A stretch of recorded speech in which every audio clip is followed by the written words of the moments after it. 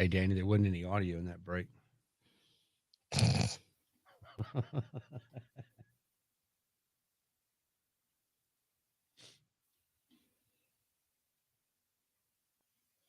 Ross needs to check his zip whip.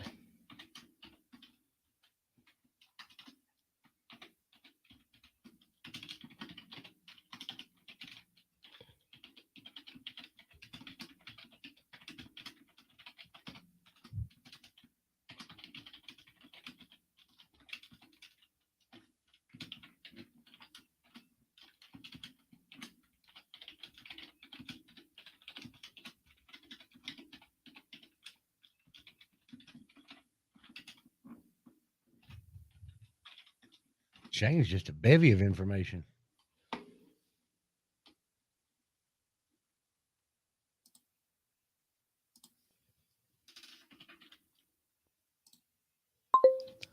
Doo-doo.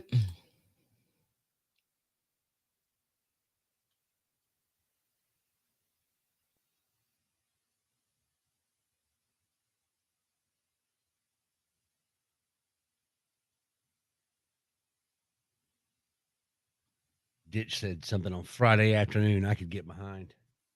What was that?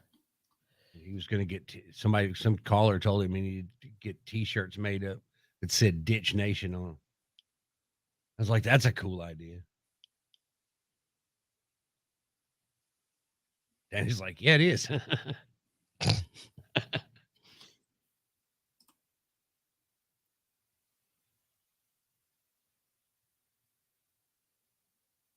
Record numbers of people are now getting the shots. In fact, 1% of the We're entire. live. I haven't turned it off. Let's turn that off. The music, I would think, is The parody. yeah. It's not the words as much as the song, as the music. Oh, okay. That's tons of fun. I could have heard it if you ran it where we were supposed to. I'm just kidding. Oh, Hey, what if we dump Evanescence just dive right in. and then maybe it'll help us with time? Look at that. Puts us perfect.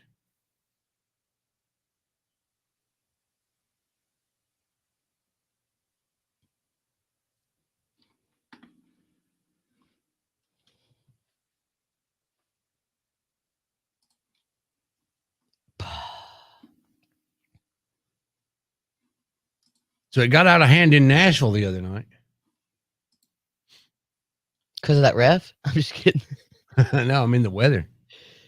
Oh, did it? Yeah. Apparently we have Nashville flooding. And like 5 people died.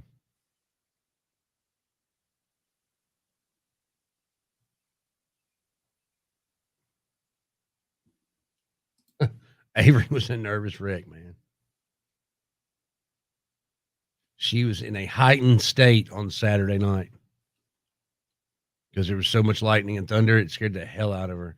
Like, no, I mean, not at first, but after like an hour of it, she was like, "Oh my God, what's coming?" Because I thought it was all going missing us.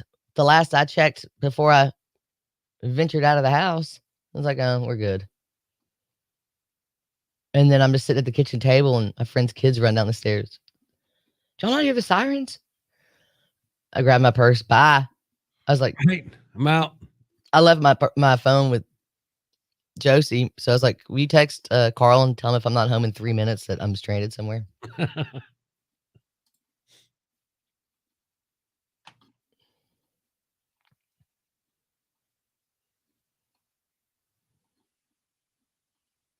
Not the zip whip, Corey.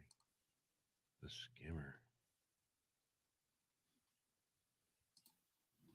I feel like there was something funny about the first one. The first one, what? The first break, I feel like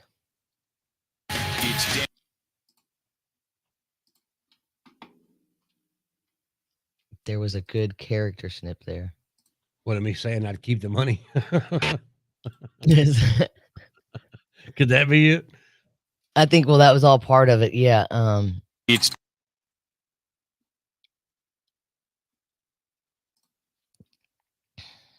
Keep them on the.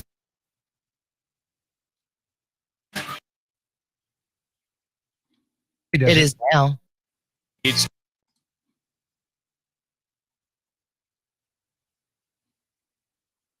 Answer my stupid questions. That's good.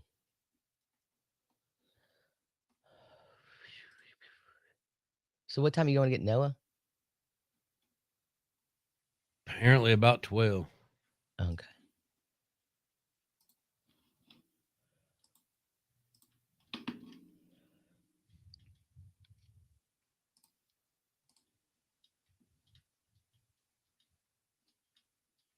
Consider stealing, or is it finders keepers?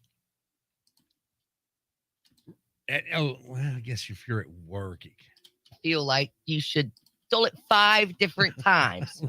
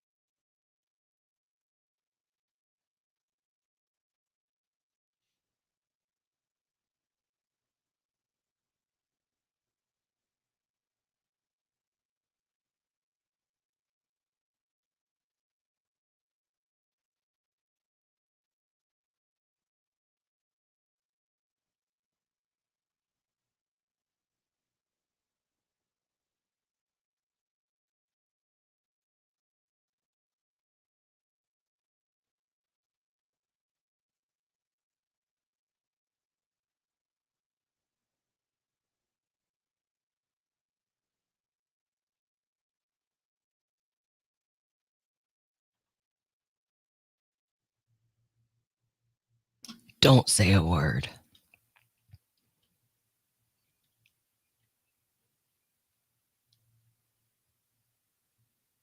I'm kidding. Hello. hey, I'm obedient.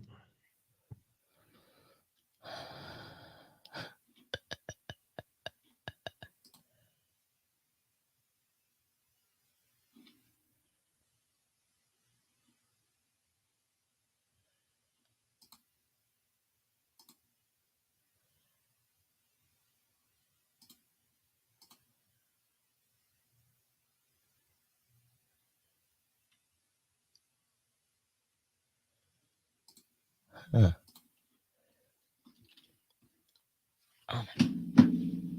Just don't get it.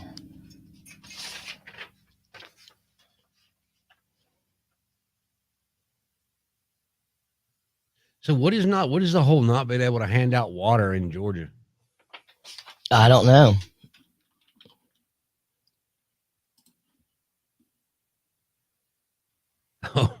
Oh, Ron Childers had his jacket off. I kept expecting him to roll up his sleeves. He was working so hard.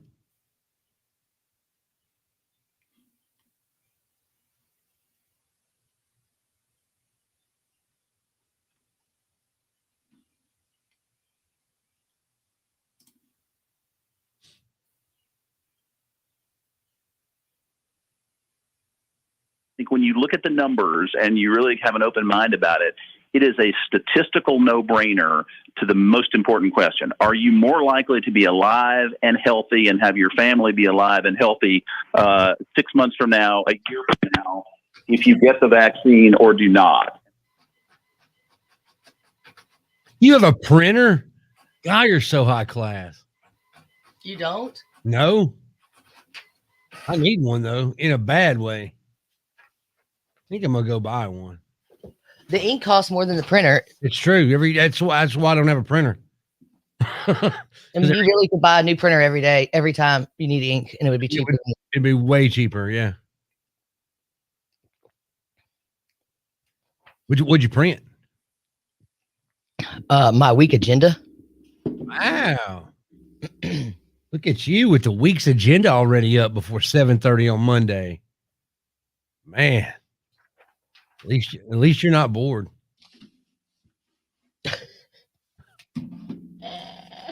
Here's my week's agenda. Last week I did it this way and I didn't like it. You're trying to list view this week, huh? Instead of the calendar view. Yeah.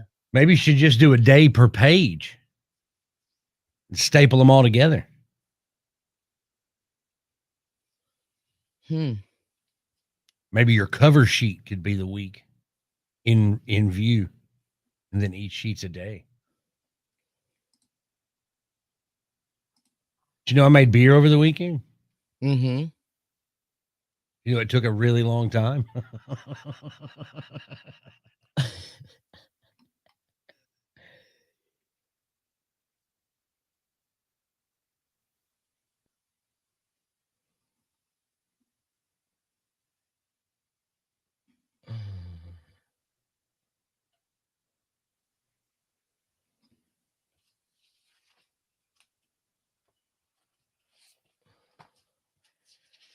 Now you got me thinking.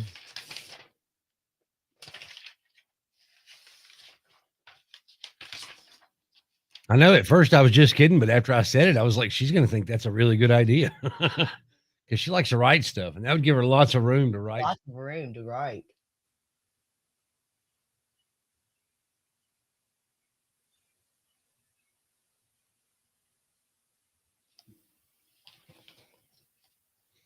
The printer's going to get wore out.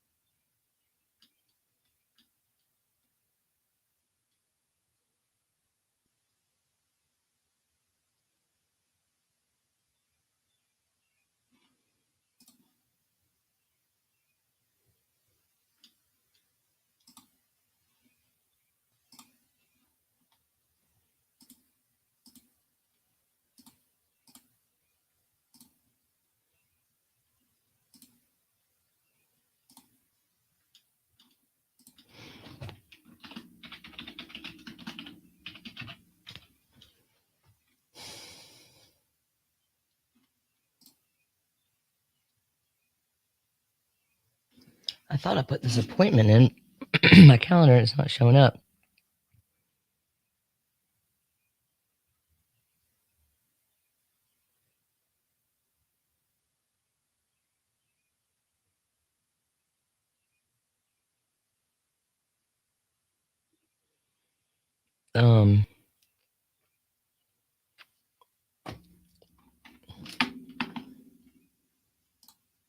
Can't be missing the vaccine appointment. No, that would be unfortunate. Oh, that's right. I made 1 and 2. Perfect. Good morning, Andrea. Good morning, Robert. Thanks for joining us. It's Monday and we're being boring today. We're not very silly. Feeling all grown up today. Making vaccine appointments and stuff.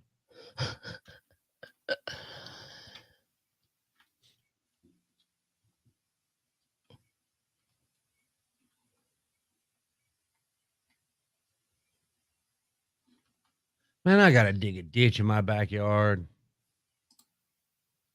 And I need to just go buy a shovel and get started on it. What do you got to dig a ditch for? So it'll drain. I dug it last year or 2 years ago, and I have to redig it every couple of years apparently because I need to get a French drain put in, but I don't want to spend the money on a French drain.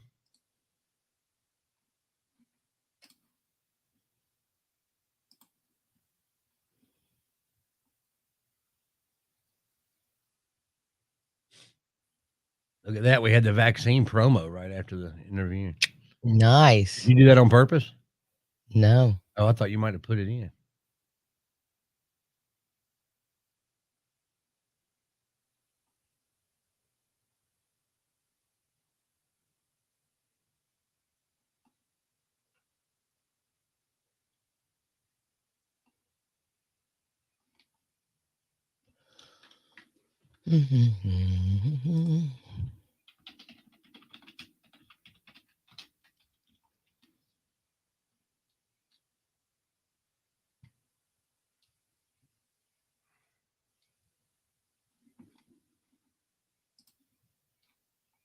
Yeah, I was disappointed that Alabama didn't win too.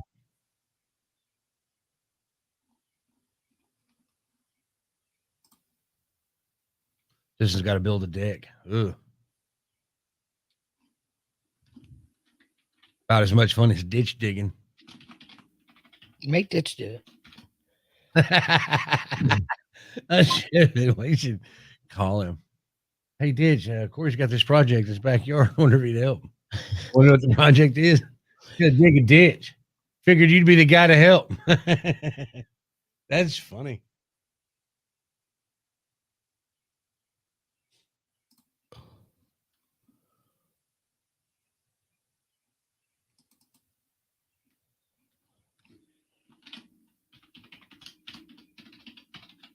Can you make me and Margot a vaccine appointment too? No, it was Just- god awful because I already had. Okay. I had already had a Walgreens account, didn't know the password. Oh, so it's like that's why I hate life. It's like, can you approve this? If you let me log in, I'd love to approve it. I would love to. My mother-in-law got me a book one time, a password book, where you're supposed to write it all down. I'm like, well, what if somebody steals the password book? Is that what that is? You have one, of course you do. Yeah, and Walgreens was in here, but it did not work. So you actually write all your passwords down? Yeah, they're all in here. So, steal Danny's password book, It's the red one. keys to the kingdom. You'll be in control. Man, I know. You'll know when softball practice is. You'll know what my kids' grades are. You'll be able to log into the Max Facebook page. No, those are all personal accounts. Accounts are somewhere else. That I will not reveal.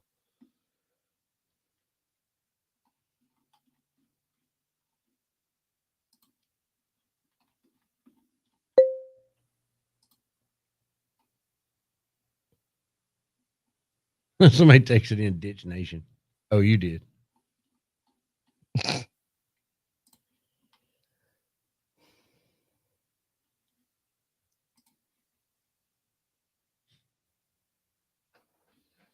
I'm All printing. right, have a great day, Sean. Stay out of trouble. Don't get fired.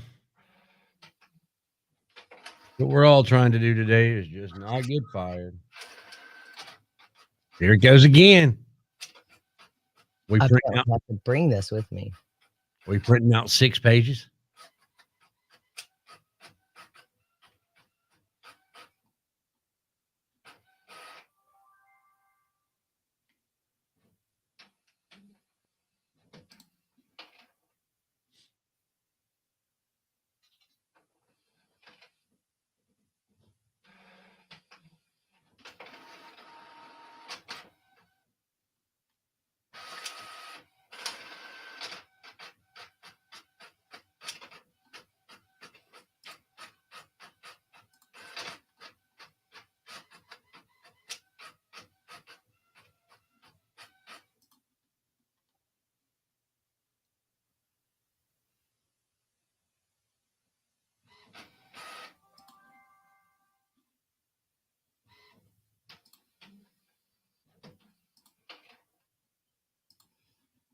There it is.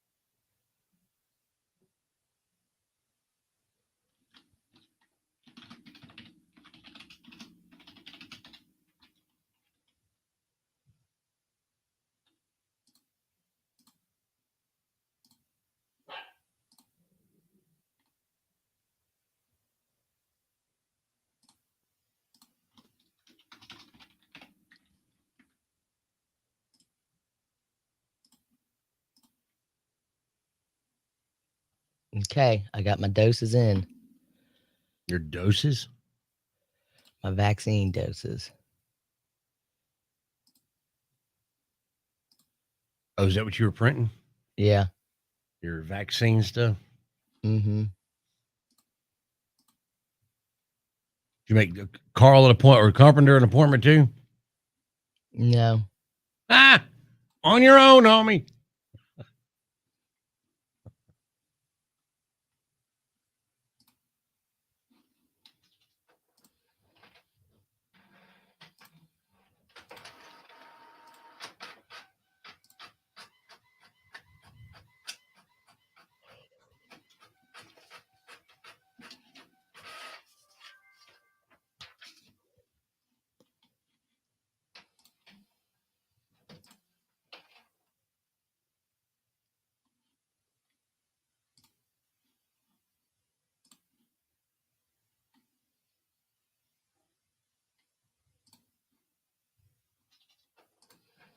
See, now you got me on this printing each day.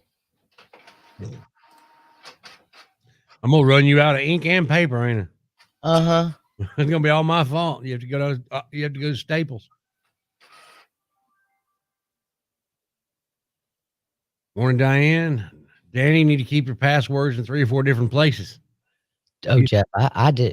You just need to have passwords laying around everywhere.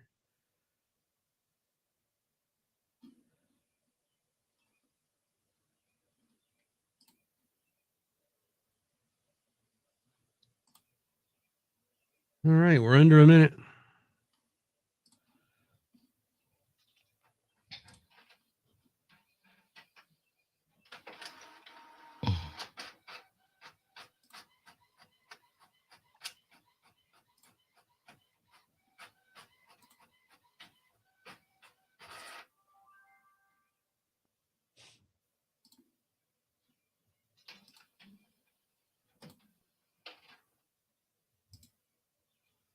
Ten seconds. Are we going into Morning Wood? Yeah. Okay.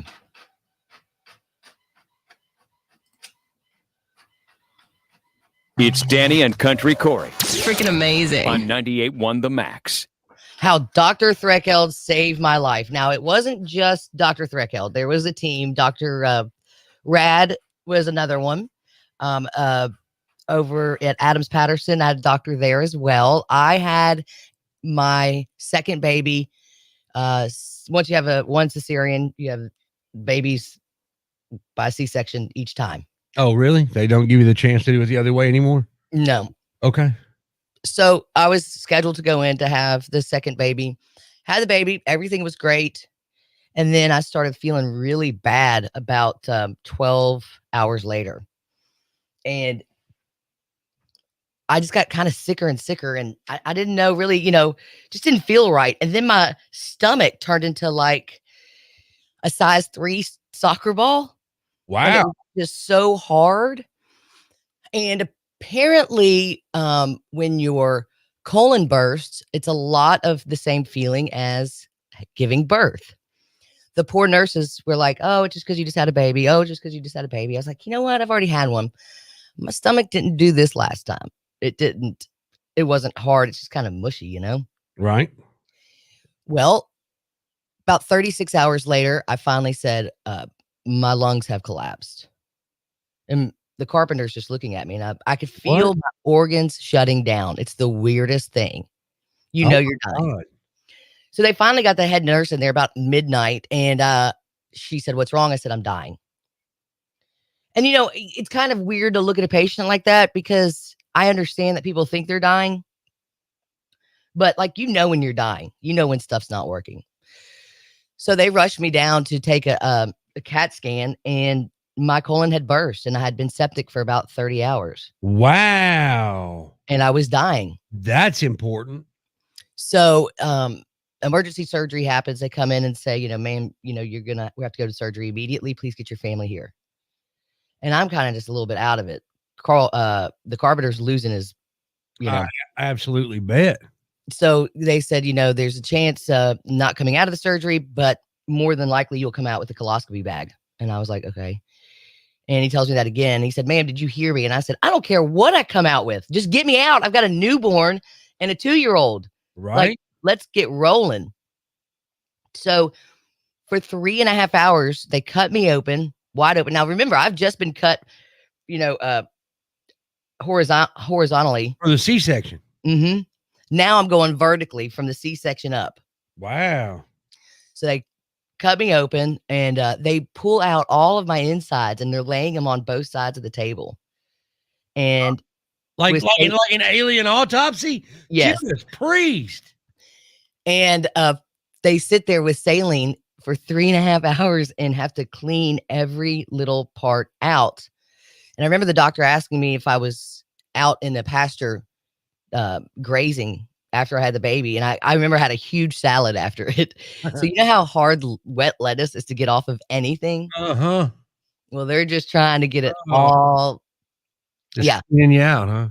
So they sew me back up. It was nuts. I was the size of a linebacker, so swollen up. But Dr. Threkel, being the infectious disease doctor that he is, that's what he specialized in. So he came and checked on me and came in the room every single day for the 29 days I was in the hospital. Wow. Really went above and beyond. He is remarkable. He will sit there. The carpenter really got into this, into what was going on. And thank God, because I liked to push the morphine button one too many times. And just a sidetrack, I'm sorry, but it was just great. I knew that I hit that morphine button one too many times when the clock on the wall would make 2 clocks and it would go to the bottom of the floor and then over and then go back up to the floor and there'd be 2 clocks there. I was like, oh, well, when the clock starts talking to you, you've hit the button too many times. I was having a good time. So the carpenter had to really be on top of it because he had to babysit you too. Right. If you go to the hospital, you got to make sure somebody's with you because they're going to tell you stuff and you're going to be doped out of your mind and have no idea what's going on. But Dr. Threkel would sit there for 30 minutes and go through everything and show him every little detail. And the carpenter's into that. So if it wasn't for him and keeping me just on the right medication. And then after when he'd see me as an outpatient and I never got a bill for it. Wow. That's incredible. All I got was a cell phone. And so 5 years later, almost to the date, I used it to get my dad help with the hydrochloroquine with COVID-19 because my dad was the 31st person in Shelby County to get it. So no one knew what was going on. Right. And he was sent home and dying. So yeah, we love Dr. Stephen Threkel a lot in our family. and rightly so. And rightly so. He might even inspire Morning Wood. Mornings on the Max with your Morning Wood. Oh, how appropriate. What Morning Wood headline is the correct headline for Malcolm movie passes? Would a homeowners association demand all pets be fully clothed for moral reasons? Or would an app designed to repel goose attacks be released? Or would the world's most dangerous cheese be made with maggots? 901-535-9898. Which Morning Wood headline is the real headline? That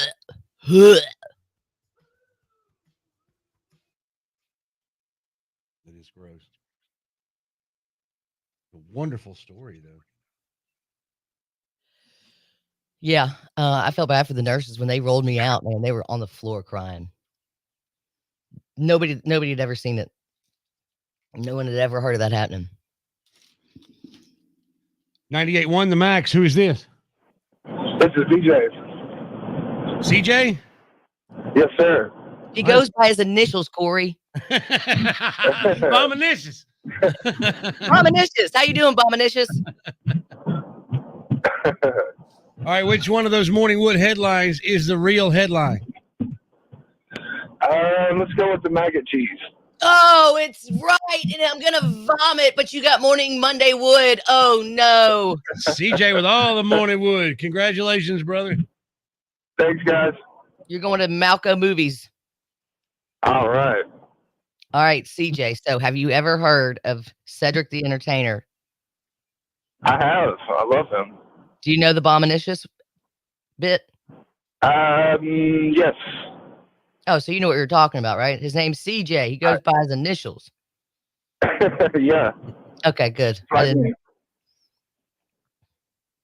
Hang on 1 second, CJ. I need to get a little info from you here. All right.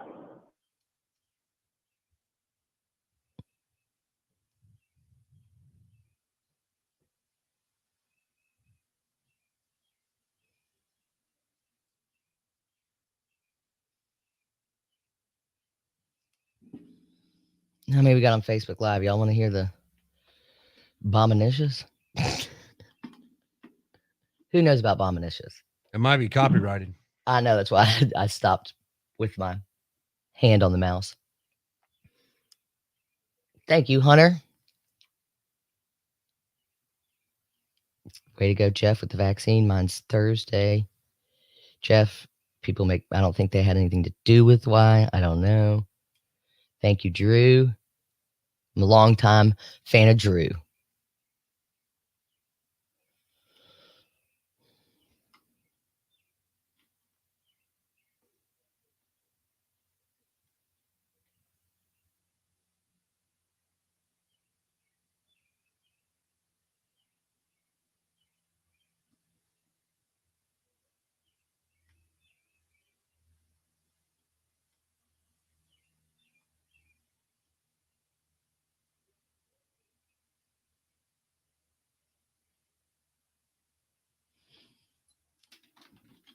Let's see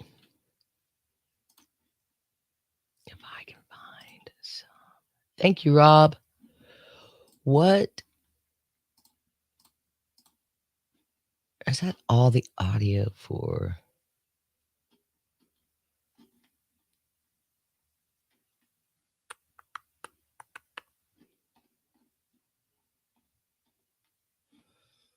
Let's go. Let's go here.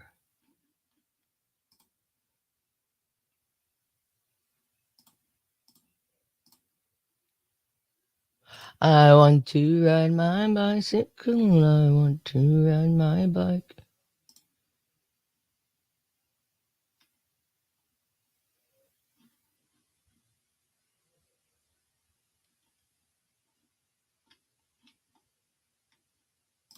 It's a girl for Bindi Irwin. The 22-year-old winner of Dancing with the Stars.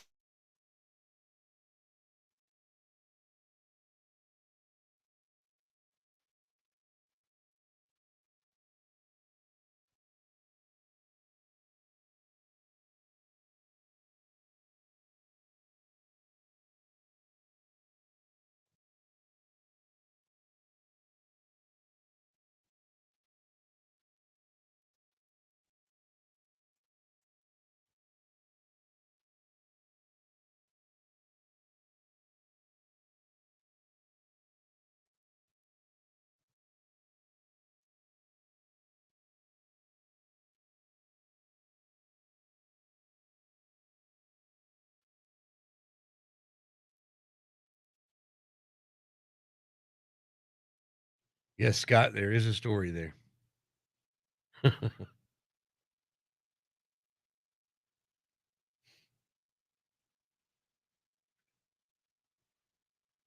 It's probably not the best story in the world, but I did not name him. I did not name myself that. God, why would you?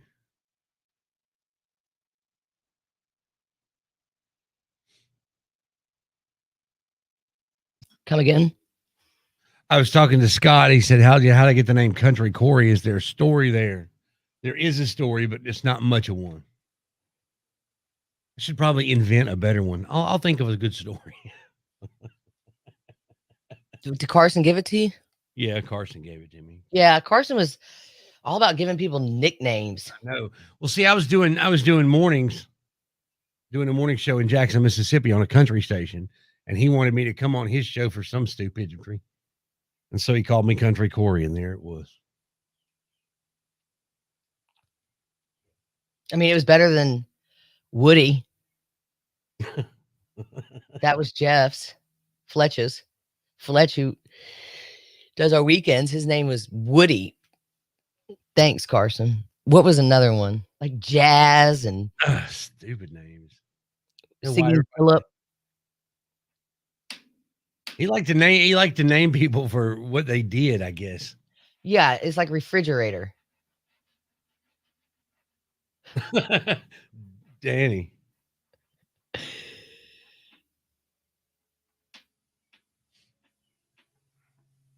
Oh, okay. Did you see what Jeff just wrote? I did. Well, first of all, ketchup doesn't belong on a hot dog at all. If you put ketchup on your hot dogs, I would ban you from eating hot dogs. That's like half the world. Then half the world's not allowed to eat hot dogs. Ain't that a bitch? God, you're like Ross. My way or no way. Mayonnaise on a hamburger, ketchup on you put mayonnaise on a hot dog, do you? Gross. Ketchup and slaw are the only two things, and jalapenos and onions. Yep. Only the way a guy named Country Corey says. I am the hot dog boss. Now we're getting into a groove. Now we're getting some laughs in. Well, no. No, we're not. Okay. Oh no, because I was trying to find something for to tease this next thing, and it's just gonna fall flat. What, the tease? The whole bit. Not now for 812.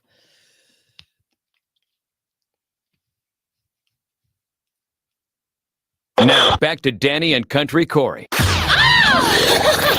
98.1 The Max. Let's have some Mornings on The Max with your Morning Wood. Which Morning Wood headline is the actual headline for today? Would a homeowners association demand all pets be fully clothed for moral reasons? Moral reasons. Would an app designed to repel goose attacks be released? That's a good idea. Or would the world's most dangerous cheese be made with maggots? Good morning. Who's this? This is DJ. All right, He bro. goes by his initials, Corey. Bominicious. Bominicious. How you doing, Bominicious? All right, which one of those Morning Wood headlines is the real headline? Let's go with the maggot cheese. Oh, it's right. And I'm going to vomit, but you got Morning Monday Wood. Oh, no. CJ with all the Morning Wood. Congratulations, brother. You're going to Malco Movies. Thanks, guys. That does sound gross, doesn't it? Yes. Cheese made with maggots. Uh-huh.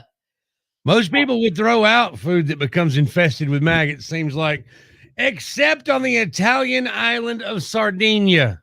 Place is named Sardinia, number one. It's all you need to know.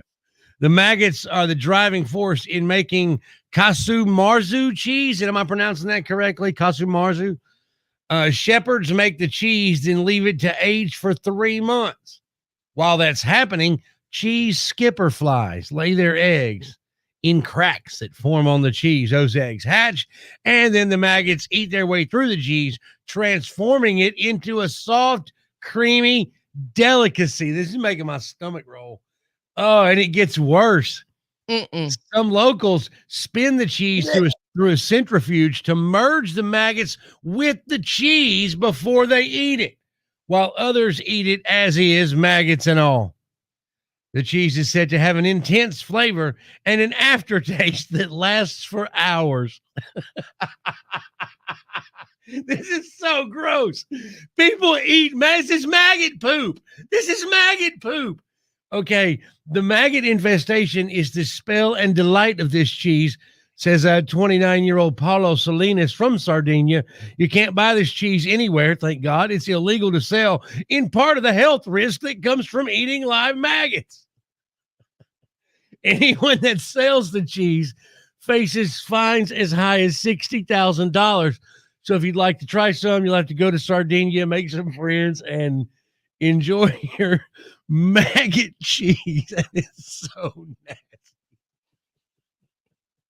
nasty. Danny Bruns is no longer participating in this conversation. I took my headphones off before I I know. vomited. That's what I said. No, Danny Bruns is no longer participating in this conversation. I can't even think about it. I'm not even looking at it. I can't. It's illegal to sell it because it will kill you. So why are they eating it? I can't even. The maggot infestation is the spell and the delight.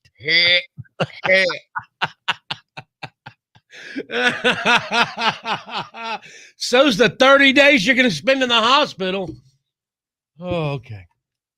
This is the greatest story I've ever heard. No, it's not. I'm It's just going to so- sit here and talk about this for Ugh. hours. What is a centrifuge? A maggot merging piece of technology? Alabama should have won last night. That's next. I absolutely agree.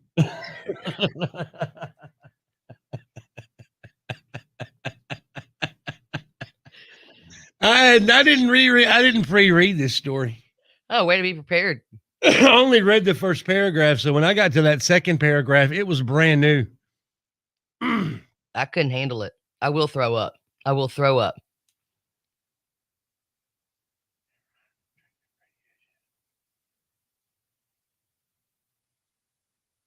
Yes, Susan, we'll put it up on the About to put it on the website. yeah, and Facebook page. I'll get that Facebook page thing going right now.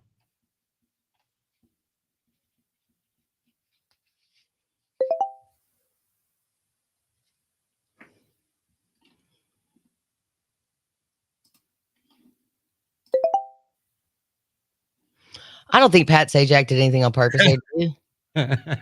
No, I heard that piece of audio. I don't think that was intentional at all. I don't think Pat Sajak uses terms like the D. You know what I mean? Yeah. I don't think that's in his wheelhouse.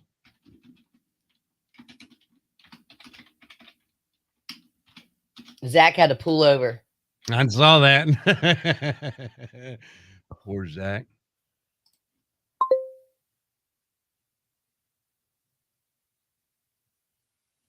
Don't go away, man. Just go away. There we go.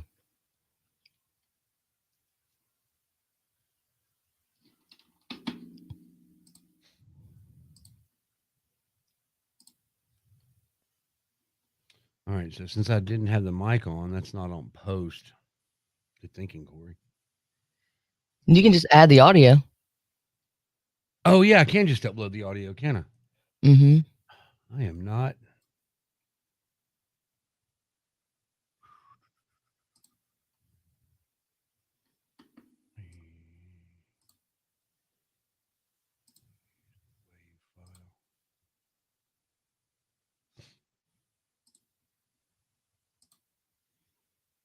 Did you get us all lined up there?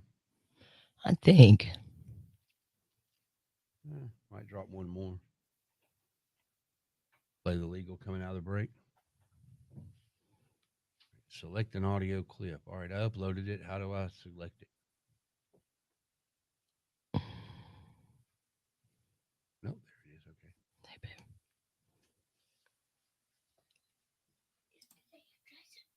Okay. No. Can you spell his last name for me, Doctor? Hang on.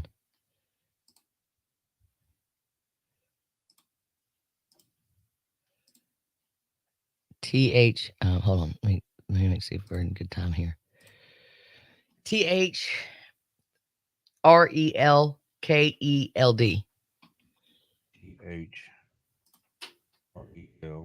THRELKELD.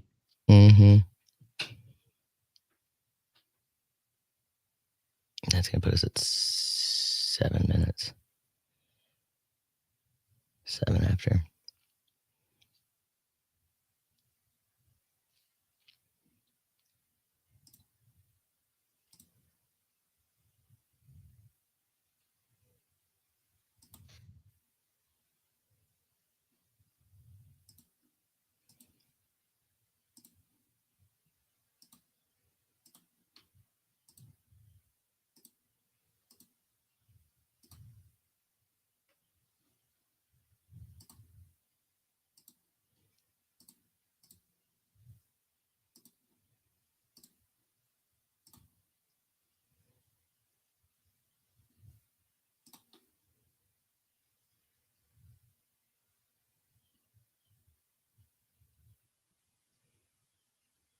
them posted.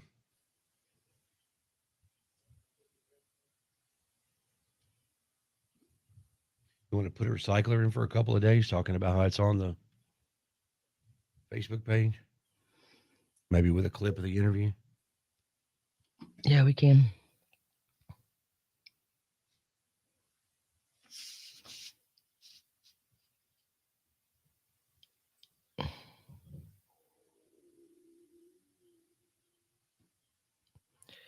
There goes my stomach.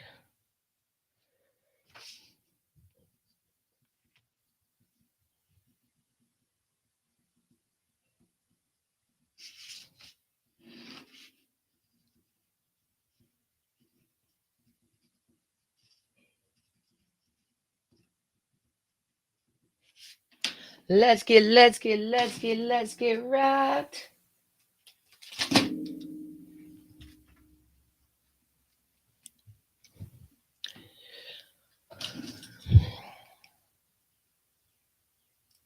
Ty, if you're still there, yes, chili belongs on a hot dog. Chili goes on anything. You can put chili on ice cream, apple pie, be fine. Oh my God, I got clearance chili at Kroger the other day, Danny, and it was Castleberry stout chili, and I didn't realize by stout they meant it was made with beer, and it was the nastiest chili I've ever had. I mean, the chili tasted like beer. Does it come in a can? Yeah, I got it at Kroger. I thought it was going to be delicious. I was like, oh, stout, chunky chili. I thought it meant it was like spicy or strong. And I didn't realize that it meant stout beer. It was not, I did not enjoy that at all. Probably better than maggot cheese, though. I would hope so. Please. So nasty. So nasty.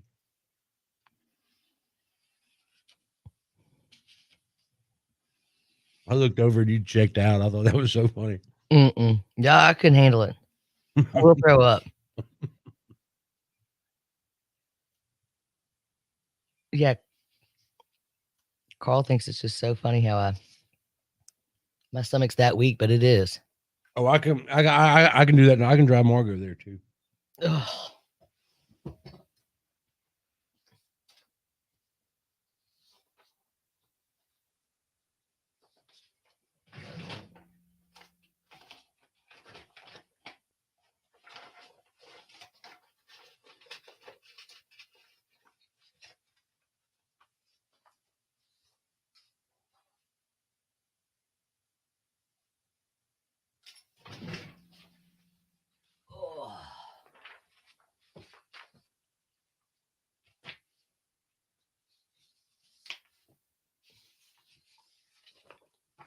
I don't know what I'm thinking about this. A lot of paper for the week.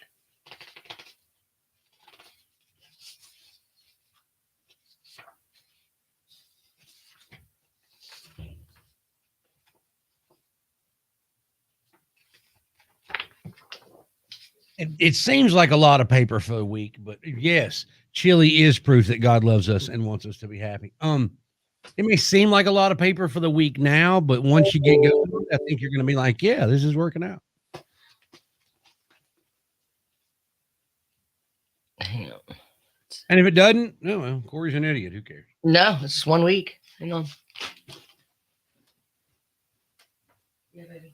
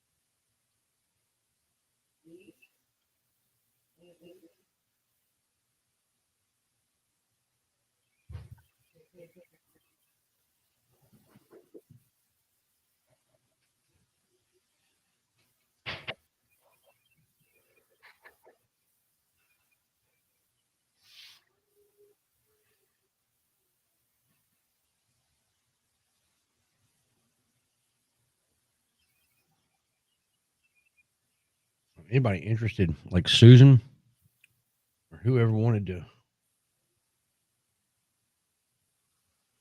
hear the replay of the interview with the good Dr. Threlkeld, and it's up on the Max Facebook page at this time.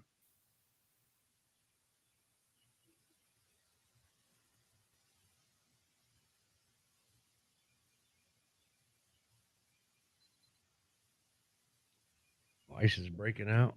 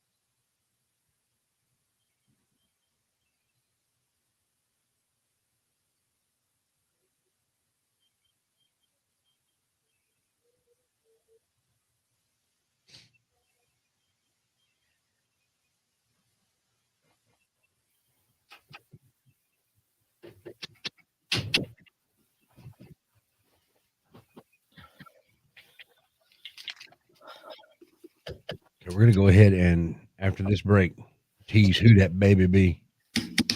Okay. Move that up since we don't have anything at 26 and we haven't really talked about anything.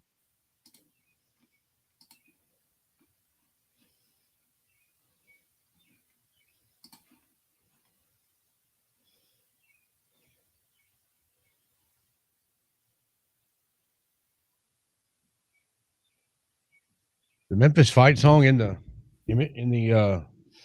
thing already, you think? It used to be, yeah.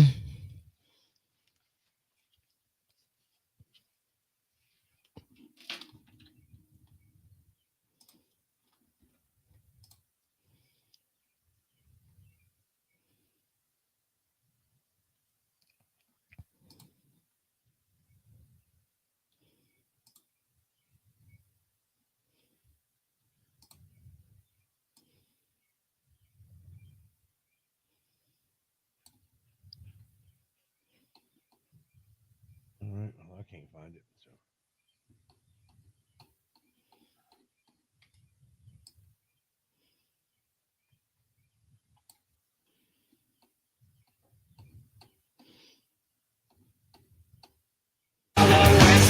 I got it.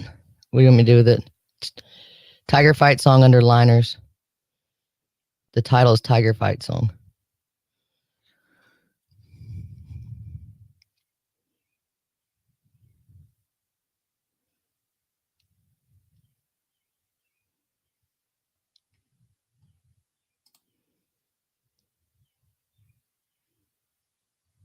It's Danny and Country Corey on 98.1 The Max. Exciting Tiger game yesterday, wasn't it? Man, it was incredible. Incredible. I think, the NIT championship is a big thing. And all of the announcers were saying they could have taken on any team during the regular NCAA tournament. I just want to say Tigers NIT champs. If I could just say that one time. Say it with me, Danny. Tigers NIT champs.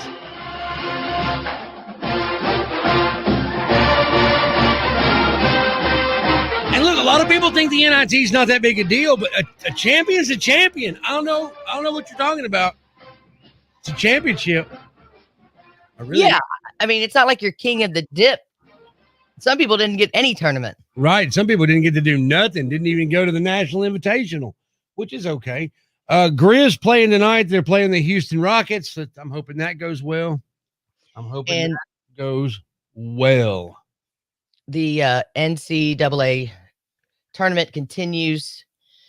The brackets continue to bust. Alabama. Gonzaga, it's just what they do, not the luck of the Irish, but the luck of the Zags. First time since 2008, the UCLA Bruins are in the Elite Eight. We just believe in each other every single day and knew if we got this opportunity, we were going to take full advantage. And for just the third time in school history, USC is an Elite Eight program. I know you're upset about Alabama. I didn't mean to interrupt you. I thought you were going to wait and let me hit the noise. But. I never knew my mother and I could text such foul language so quickly. And after the miracle 3-point shot to go to overtime, when we were in overtime, I was like, there's no such thing as two miracles. Not in one game. Man, it got close though. It got close. So close. And back to Memphis. I mean, I was like, can't this be like Memphis, Mississippi State? Because it didn't get close. They hammered them. Just absolutely hammered. And I don't. Why does everything have to be, so close when it's my team? And the Benchmark Electric Bracket Challenge. You can see the leaderboard at 981themax.com. I'm 15th. That's not bad. That's way better than I am. I'm like way down. I don't even think I'm in it anymore. I uploaded a blank bracket. I don't think that counted. I'm an idiot. Why did you do a blank one? I didn't mean to. I got confused and I screwed it up. It's technology, right? Yeah, I did. Well, I did two and I did one and I thought, well, where is it? I couldn't find it. Then I did another one. Then I started another one and then I found out the first one uploaded or whatever and it was completely blank. All right. So I still got Michigan, Gonzaga, Baylor. Well, that's not bad. 3 out of 8 teams. That's It more looks like LSU too. Why is the East so far behind?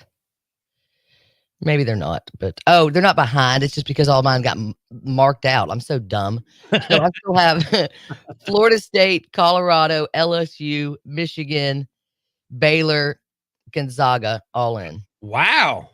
You made a long way in the bracket. Was it 6 of the 8? I didn't get yeah. Wow. You're doing pretty good. You might mess around and win this thing. No, I can't because of my possible points. Oh, your possible points aren't high enough? No. 36, and other people are sitting with 46. Yeah. So Danny Bruns has come up with this game, and I think it's hysterical. She calls this game, Who Dat Baby Be? Would you like? We'll play a baby out of a song. So like, baby blue was the color of her eyes, but you're only going to hear baby. And then you got to tell us what song it is. That is coming up next.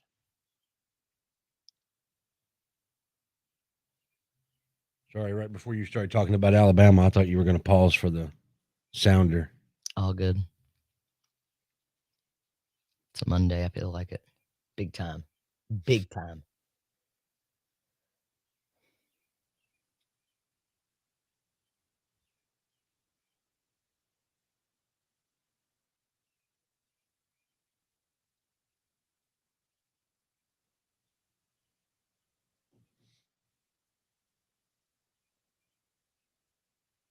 Apparently nobody getting together this weekend was a good thing because head lice is now broken out.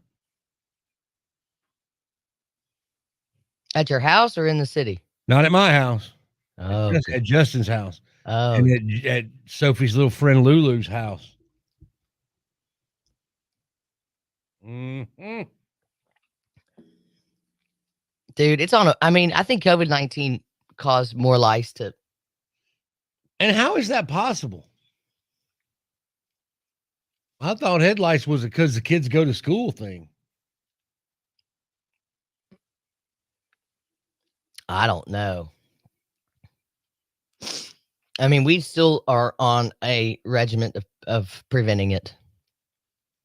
Right. I'd rather blow dry hair all day long than go through that again. Okay. So we start with the generic solicit. We say guess the baby. I guess you're playing the baby, or did you send it to me? It's in there. It's in imaging.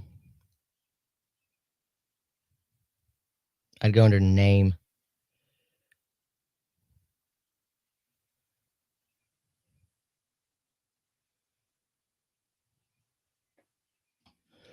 Baby.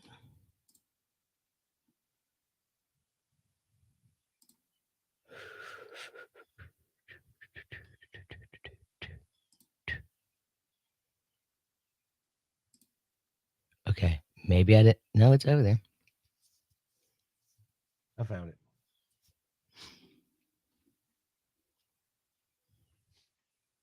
Now I would say, this is the right one. Make sure it's just that part. Then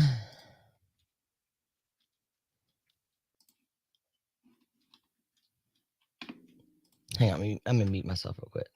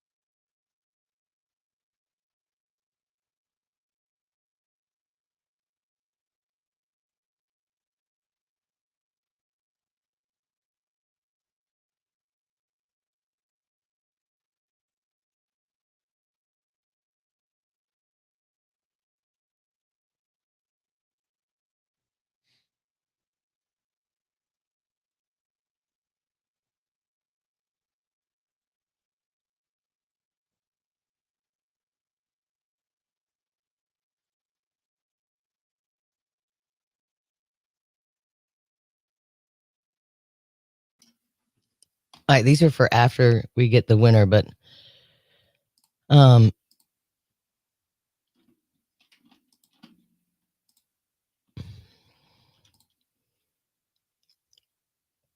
they're in imaging. So there's a full, you can use the full close. It's just a song. You'll have to listen to it. And then the full Brit full winter shell and took everything out but the baby. So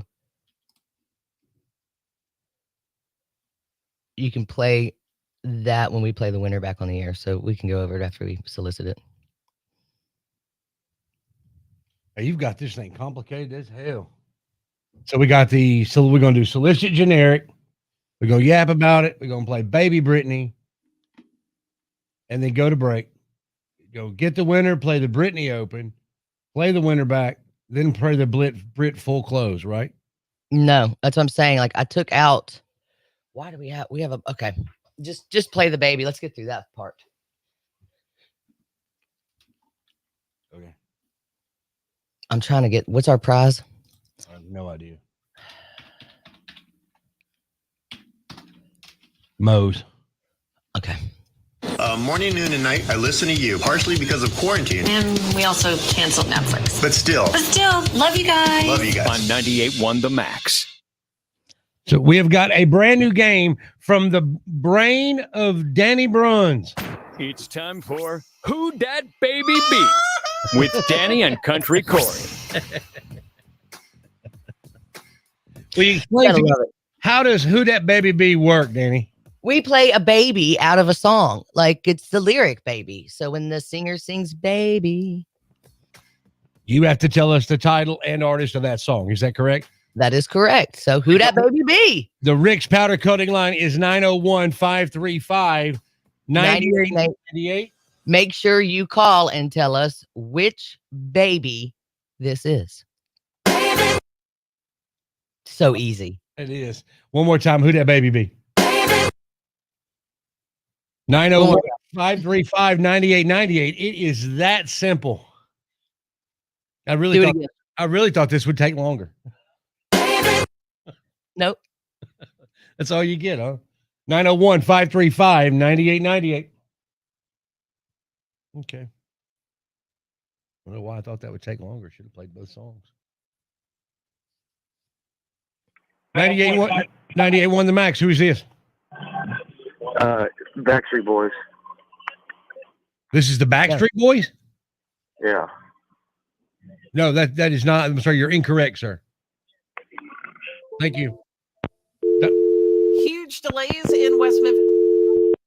98.1 The Max. Who is this? This Frederick. Frederick. Who that baby be? That is Britney Spears, but hit the baby one more time. Oh yeah. Is it Patrick or Frederick? Patrick. Patrick Fitzpatrick and Frederick Fitz. Okay. Congratulations, Patrick. You have got yourself a $50 gift card to Moe's. All right. Appreciate it. Are you a big Britney fan? No, just grew up in the 90s, knew the song. Don't take me long to hear anything like that. I don't know exactly what it is. My mother and I used to play games trying to guess, lines from movies from the 80s, 70s, 60s, whatever, and songs as well. So we were always pretty good at that. Right on. Well, let me get a little info from your bum. I'm glad you're good at that because you only got $20 to Moe's. I'm not good at reading. $25 or 20? It's 20. $20 to Moe's, not 50. Jesus. Danny, get it together on a Monday.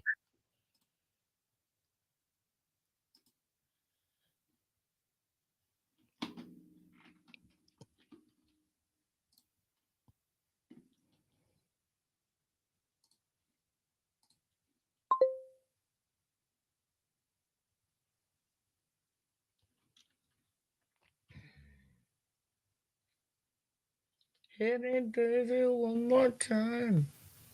Is Chris Williams coming on here to hate on us?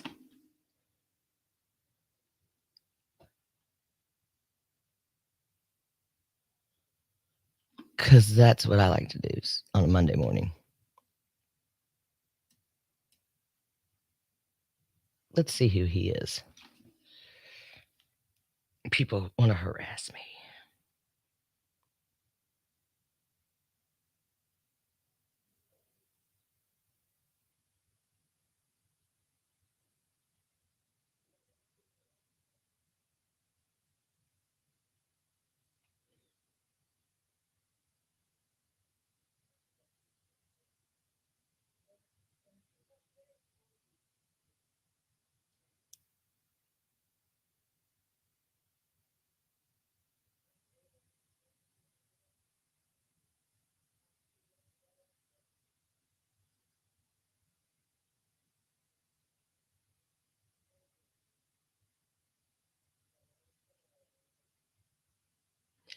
Hit me, baby, one more time. My loneliness is killing me.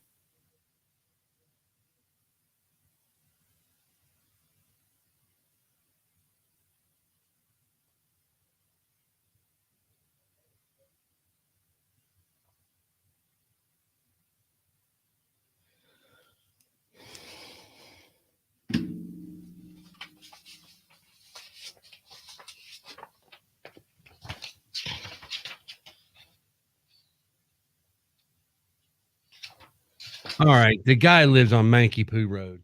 No, he doesn't. I swear to God. Said that there is a Coon Dance Road too.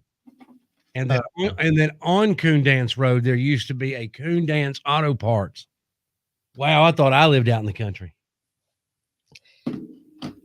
Chris Williams says, I think he's referring to us being a nursing home stream. Do people not know that this is a radio show that happens to be on Facebook Live? I don't know what I don't know what nursing home stream meant. I thought maybe he was working at a nursing home and was streaming. Okay.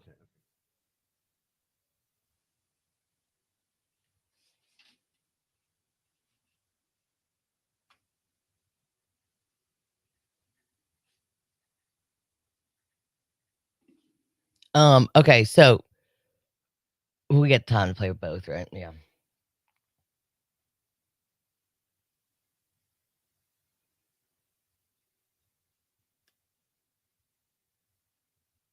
You want me to leave in his name?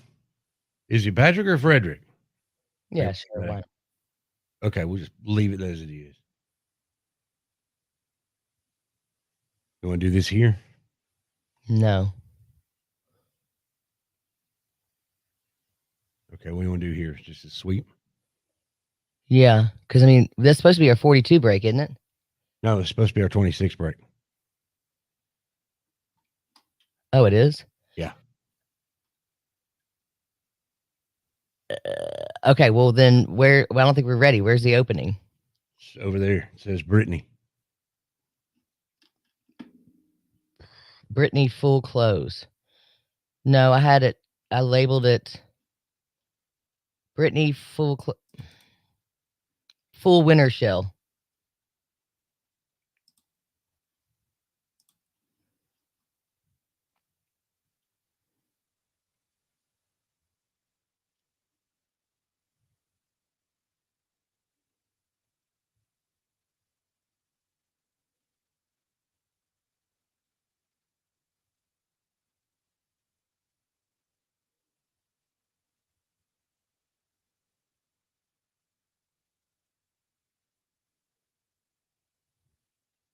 All right, how do you want to do this? Okay. If you hit that,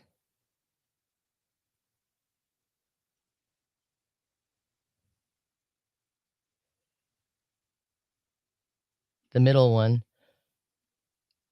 after it get, I mean, you may want to see what it says. So then you hit the phone call. If you want to cue it. I don't know that you can cue it in that.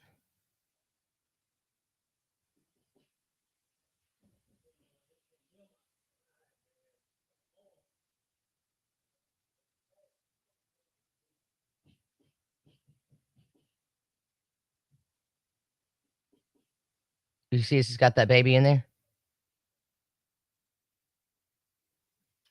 And then you can just close with that when you're done with the call.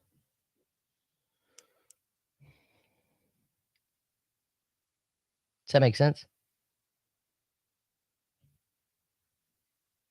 So let me see if I got this right. We're going to start with the full winter shell. Might hit baby Brittany here. The half-second one. Might hit that a time or two. Go to the phone call. Play the phone call. Hit the Brittany close. Yeah. Now that Brittany's, I mean, that baby's in that full winter shell. Yeah, I know. Okay. But if we want to play it again during talk, we can. Okay, cool. So do we need to take out the rejoin and put in the winter shell?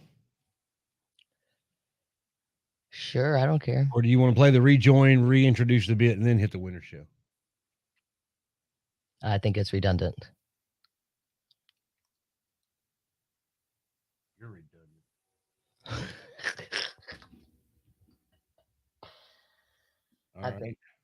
I think it should be 10 o'clock. Right. I think this train's laying on its horn and not stopping. Makes me nervous. That was a good 25 seconds. We can't play any of this for you, can we? Nope.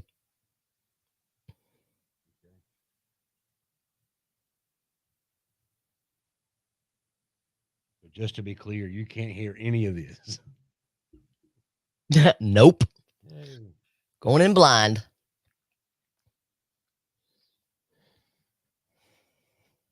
Oh, you're dependent on me to be your eyes, you poor thing. My ears. I got eyes.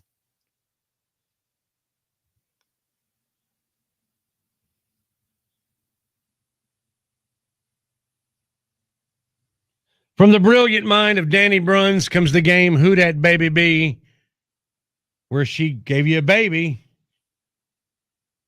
and you get to identify title and artist. Yeah. This is Patrick. Frederick, Who Dat Baby Oh. Be? That is Britney Spears. Hit me baby one more time. Oh, yeah. Is it Patrick or Frederick? Patrick. Patrick Fitzpatrick and Frederick Fitz. Okay. Congratulations, Patrick. You have got yourself a $50 gift card to Mo. All right, appreciate it. So I guess we're going to do this all week, where we just we have some babies. Yeah, we have some babies. We'll have a different baby every day. We'll do Who Dat Baby Be again about this time tomorrow on the Max. And don't give me that. What do we tease? Because we didn't tease nothing. We tease tomorrow. Damn it. All right, now 8:42 in 8:55. We have 2 breaks there.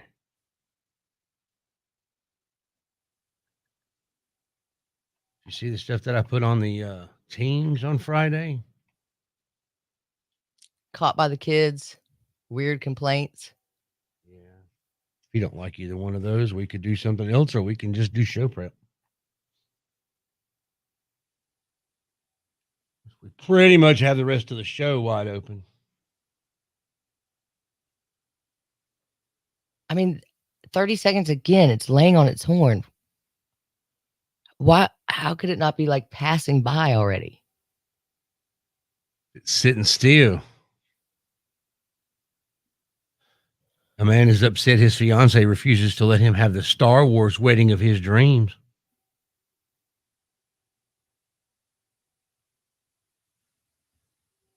Joe Exotic is getting divorced. Because of that bitch, Carol Baskins.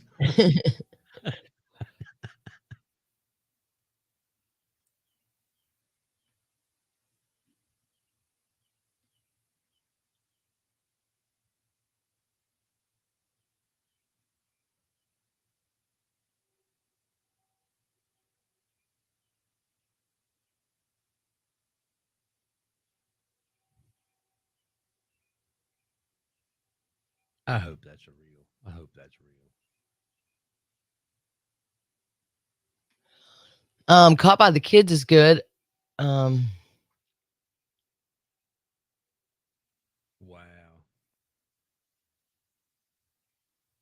Pink Floyd and Led Zeppelin helped fund the Monty Python and the Quest for the Holy Grail. Very interesting piece of useless trivia.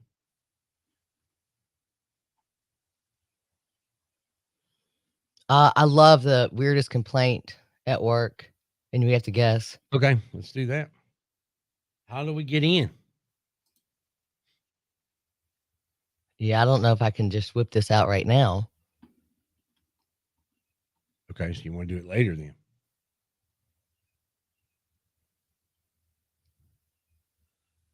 Ugh.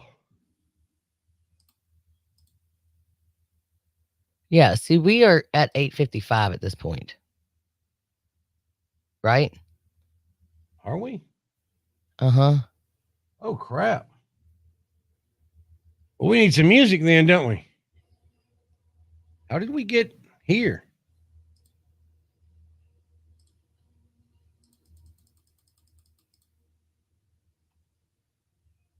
Because we did.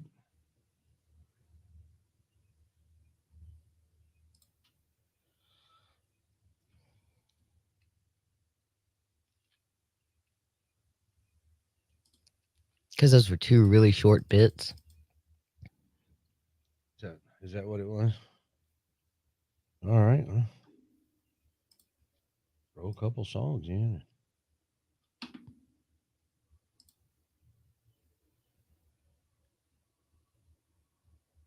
Get us back there. I mean, we could go right here and see if we can get anything to go here.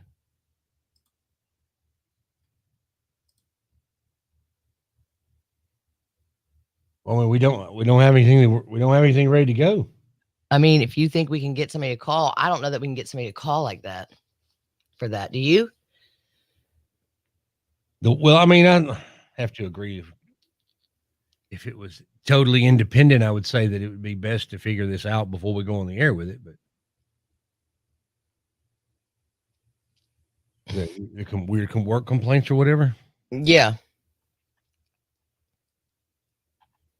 I mean, I'd like to think it through first.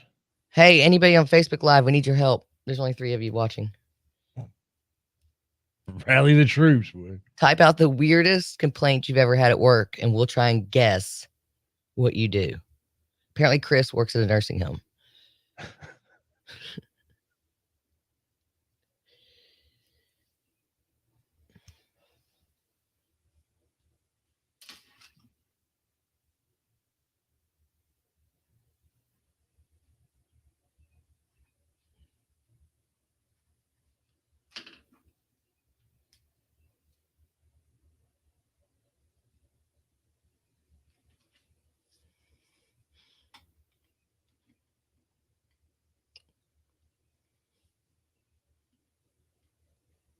You want to do extended car warranty? It's ready to go. Okay. All right.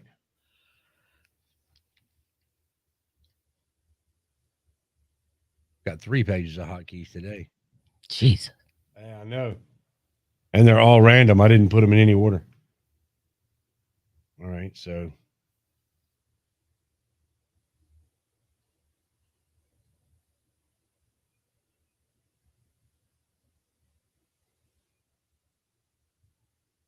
I'll bye.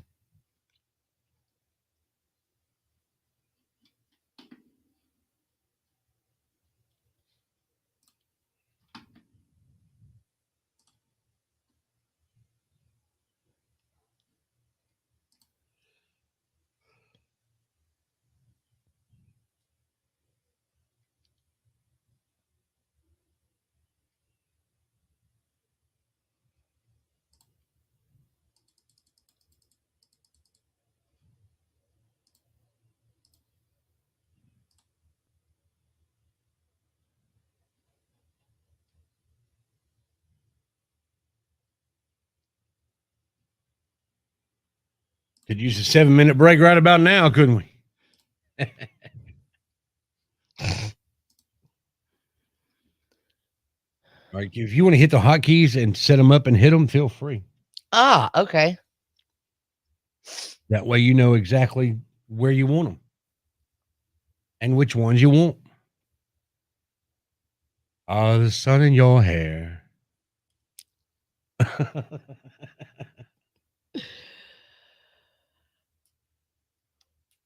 Oh, feel it. That is a whole mood today.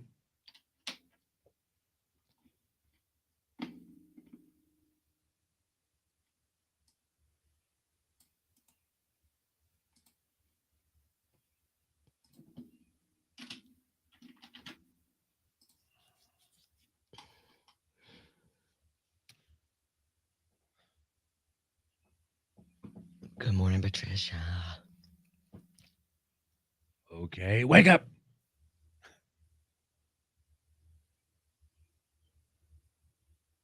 It's Danny and Country Corey on 98.1 The Max. Corey gave me another challenge. I had a couple parties a few weeks ago, and he asked me to see how many times I could slip in the word scuba throughout the 2 parties. This time we stepped it up a notch. Yes. Danny had a wedding to attend to on Friday. Now, what's even more funny about that is the wedding that I attended, the shower you challenged me to say scuba at was for the wedding. So it was fun when I had 2 people come up to me and go, "So what's today's challenge?" Since I heard myself say scuba on the radio. Did they really do that? Promise you. And did you immediately tell them what the challenge was? And I did. I said, "So don't let me come up to you and say this to you."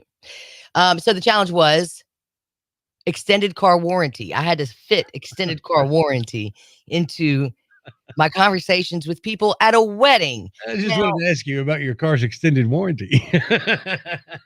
the scuba was fun because I could fit it into like scuba beans. Who wants a scuba ice cream? Right.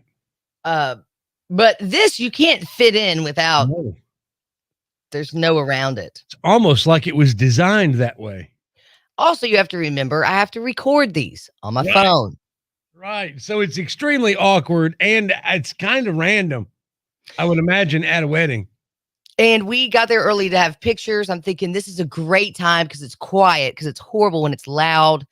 But I just didn't have enough White Claws in me to really get into it. I was like, So then we decide to sit down and wait for the ceremony to start. And we're just sitting there and I can see that the wedding party is nowhere near coming. So I thought it's nice and quiet, perfect time. Let me get out my phone and ask the carpenter. All right, so these messages I keep getting about our extended car warranty, do I need to be answering those? What? It's garbage. Okay. Do you think you're serious? Yes. He thought you were actually asking that question. He was so not happy with me the next day because he said, "Why were you and Tripp asking me about car warranties?" Because Tripp was in on it. Tripp was the one who asked me about it. Oh, okay. All right. So then I'm really not in the mood. I'm hungry. I want to eat. So after I eat, I'm like, oh, well, I'm kind of here just hanging by myself. The kids are running around. The carpenter's family's here. He's chatting up with them. Let's see what else I could do. The bride and groom walk in. Let me hit up the bride and groom. All right. So now that y'all are married, are you going to get that extended car warranty? It's got to be top on your list now that you're hitched. You got to get that couple's warranty. Got to get those joined together. Oh my gosh. Now this poor girl, all she's talked about since 3:00 and it's now 7 is she's got to make the speech because she's the maid of honor. Right. And she's a nervous wreck. And she's standing by herself, practicing her speech. And I think, here's my next victim. You okay? I guess. When you have to the first speech of my whole life. When do you have to do the speech? We're about to do it right now. You'd rather get an extended car warranty than make a speech, I'm trying to get right? it over with. You'd rather get an extended car warranty than a speech. Yeah. I don't blame I like how she just moved right past it, so you gave it to her again. So how did she do? Did she screw up the speech or did she do fine? She did awesome. I figured she. So then I'm like, okay, now it's just goes on and on and on. Yeah, this is a few hours later, and there's like the groom's room where the boys were playing pool and stuff, getting ready. Well, the kids have kind of taken it over, and there's a baby in there. And I knew her papa, Carpenter's brother, I knew he had an older truck.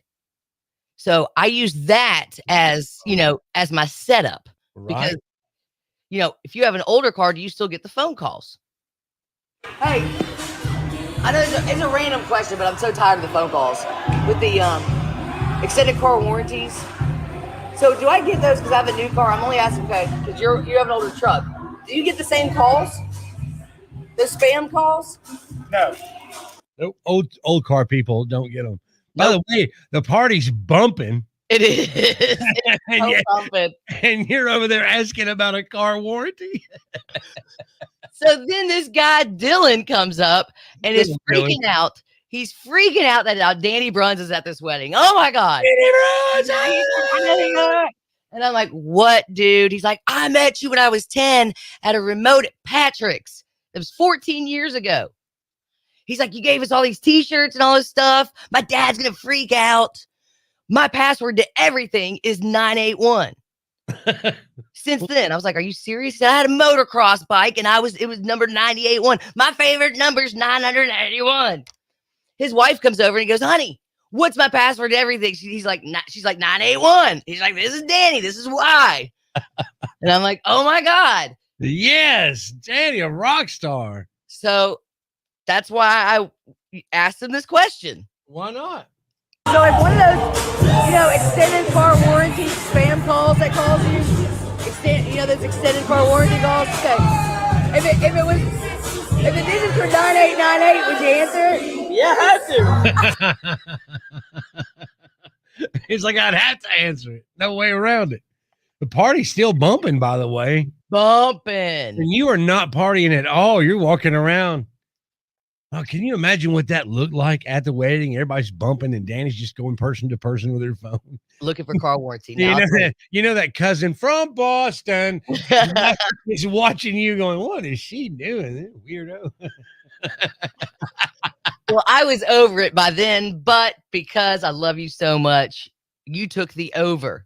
Ross bet that I would get 5 car warranties. Boom. Took the over. And you absolutely made sure I won. Thank you, Danny. You're welcome. So I appreciate that. I get my 8-year-old to do it to a 2-year-old. So to make sure that they win?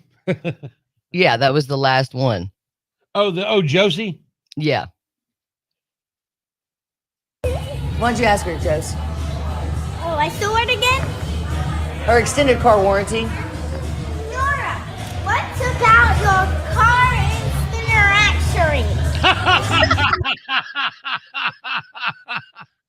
Just when I thought we were done, this bit keeps on giving. Why don't you ask her, Josie? Oh, I still it again? What is it? Her extended car warranty. Nora, what's about your car interaction? Car extender actuary. I love it. I absolutely love it. There you have it. The challenge was met or conquered. Thank you, Danny. That was the best. Coming up just after 9 o'clock, the guy from what's that band called? The Sultans of Swing's Dire Straits. He explains who the Sultans of Swing actually are. First, Smith and Myers. 98.1, the Max. Oh, hey, I'm going to call y'all and let y'all know something. I'm the one that called the one that gift card a while ago, but when Danny got to talking about the car extended warranty thing, I had to explain something to y'all because y'all will love this. I've made a game out of it to see how fast I can get those people to hang up the phone with me. I literally will try anything. The last time they called my wife's phone, and I pressed one to talk to them and all that mess and everything. But once they get on there, they ask me about your year, make, and model of your vehicle. Tell them you drive an 1849 horse and buggy, and it gets them every time. Or I love it. Really want to have fun because the scammers are not going to call the police. Believe me. I mean that'd be awkward in itself. But you tell them that you're the agent, whatever, with the Tennessee Bureau of Investigation or whatever, or they ask you what vehicle you drive. Tell them it's a government provided vehicle. I mean, they're not going to call and tell them, hey, he's impersonating an officer, and you're scamming people. It's a win-win for everybody. I mean, just mess with them because the longer I'm messing with them, the less they're wasting people's time or scamming them. I have legitimately tried. I wish they would call me. I wish I could take everybody's phone calls. I have nothing better to do all day long than to sit there and scam them back. So I just wanted to share that with y'all. I figured y'all might get a kick out of it. But the best one was I've got them down to 6 seconds on hanging up on me from the time they asked. But it's absolutely great. That'll be our new game. If y'all get a chance to do it, press it, call them or whatever, and let them have it.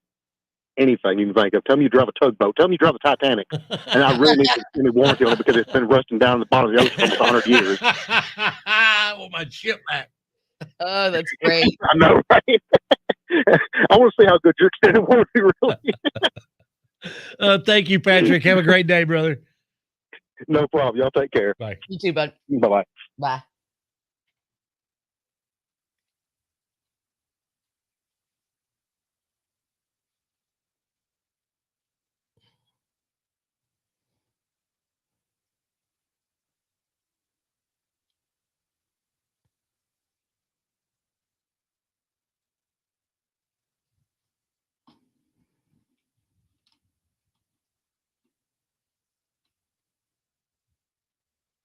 Oh, squirrels frolicking in the yard. Well, there's 2 minutes of our next break.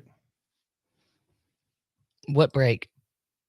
The 8 will break that's in 40 seconds. You know, it's just made up, right? Because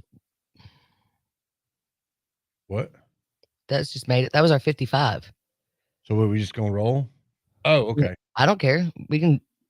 Just You can roll. play it.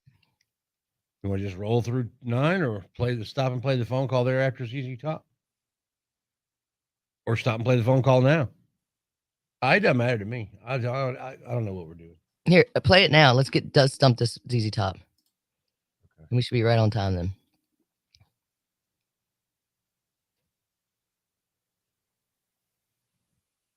You're listening to Danny and Country Corey on 98.1 The Max. Corey put me up to the challenge this weekend at a wedding. How many times could I get the extended car warranty into my conversation? And I did it with 6. 6 times. That's way more than Ross didn't think you could get it done. But I knew your stick-to-itiveness would come in there and you'd rise to the challenge. Nice job, Danny Bruns. Yeah, it's amazing. The more you have to drink, the more you're willing to do things. And 6 extended car warranties don't even amount to the amount of calls I get for it a day.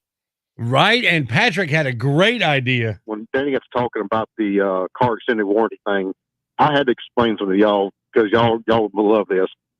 I've made a game out of it to see how fast I can get those people to hang up the phone with me. I literally will try anything. The last time they called my wife's phone, and I pressed 1 to talk to them and all that mess and everything. But once they get on there, they ask them about your year, make, and model of your vehicle. Tell them you drive an 1849 horse and buggy, and it gets them every time. Or I love if you really want to have fun, because the scammers are not going to call the police, believe me. I mean, that'd be awkward in itself. But you tell them that you're the agent, whatever, with the Tennessee Bureau of Investigation or whatever, or they ask you what vehicle you drive, tell them it's a government-provided vehicle.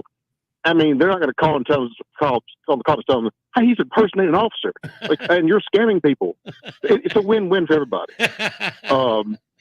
I mean, just mess with them, because the longer I'm messing with them, the less they're wasting people's time or scamming them. I have legitimately tried. I wish they would call me. I wish I could take everybody's phone calls. I have nothing better to do all day long than to sit there and scam them back. So I just wanted to share that with y'all. I figured y'all might get a kick out of it. But the best one was I've got them down to 6 seconds on hanging up on me from the time they asked. But it's absolutely great. That's our new game. If y'all get a chance to do it, press it, call them or whatever, and let them have it. Anything you can think of. Tell me you drive a tugboat. Tell me you drive a Titanic. And I really need that extended warranty on it because it's been rusting down in the bottom of the ocean for almost 100 years. I want my chip back. Oh, that's great. I know, right? I want to see how good your extended warranty really is. Thank you, Patrick. We appreciate your calling in today. That's awesome. You did say you want your ship back, right? Yeah, of course. Titanic's a ship. I understand that. Well, I need my ship back in pieces, please. I want to know what Patrick does that he can sit around and do that all day. It must be in radio. The 25 best albums of the 80s. What do you think number 1 is? We'll tell you coming up next.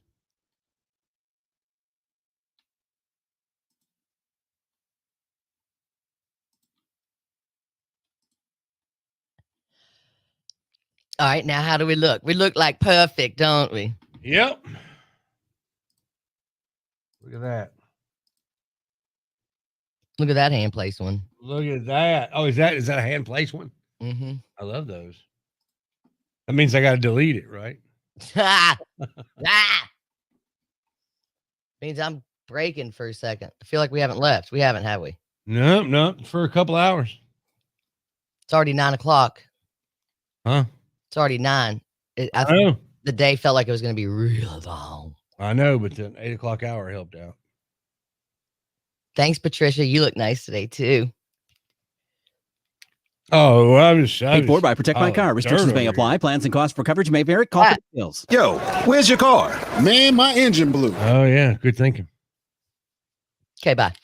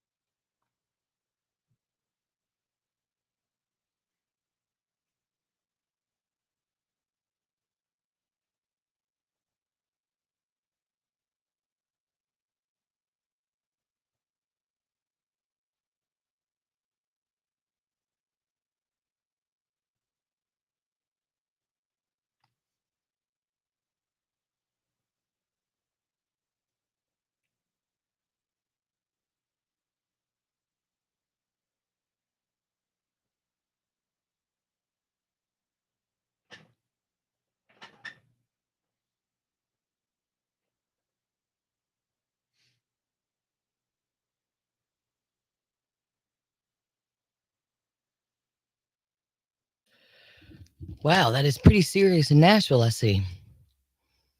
Yes.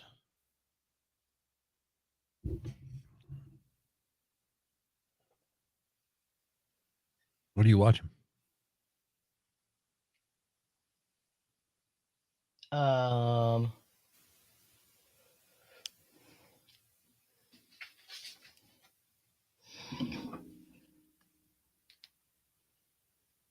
America's Newsroom, What channel? Fox.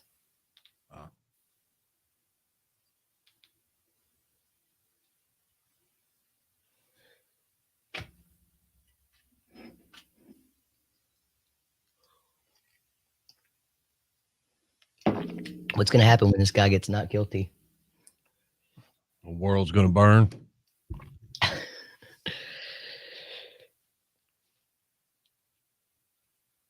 That's what I'm afraid of anyway. I don't know how he can get not guilty, but I don't know. Nothing surprises me anymore.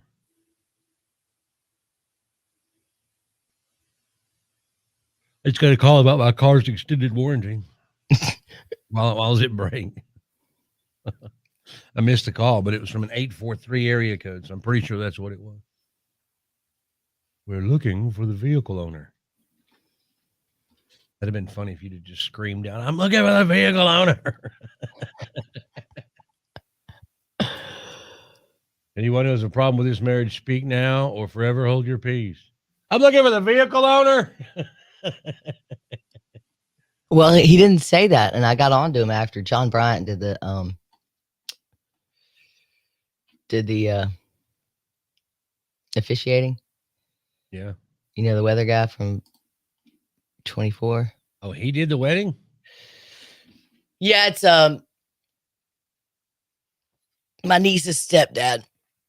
Oh. So when I walked in, he goes, "It's Friday, bitches." And so when after he did the ceremony, I was like, "Dude, I was waiting for you to say, does anybody want to say, forever hold your peace?" I just want to go, "It's Friday, bitches," because everybody's bugging me all night to do it.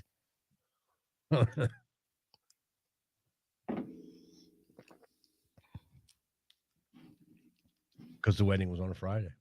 Yep. If you'd have been drinking at the reception, you'd have done it. You'd have been all about it. I didn't need to, though. I mean, the dancing was, how cute. I had my first Mom, it's your song, come dance. And it was Usher. Yeah. For who? Whose mom? Me, apparently. Josie came and got me. Oh. Song. Yeah.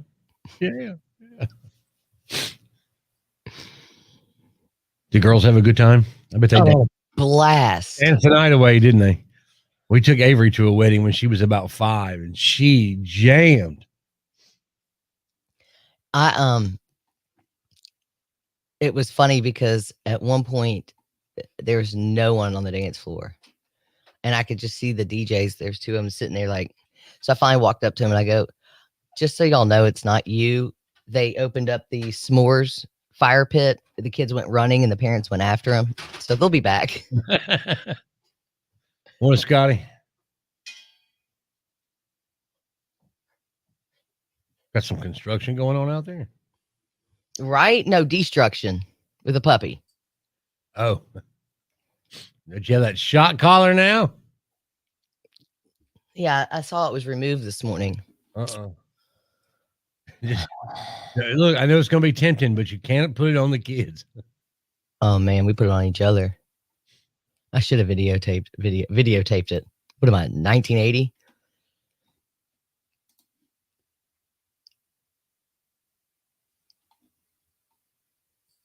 What is it with people named Chris slinging shade today?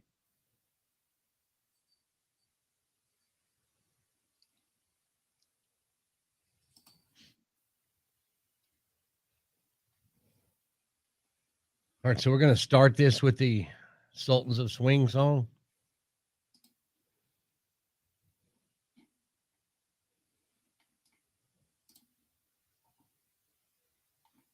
Yeah, I think just go ahead and play right into it.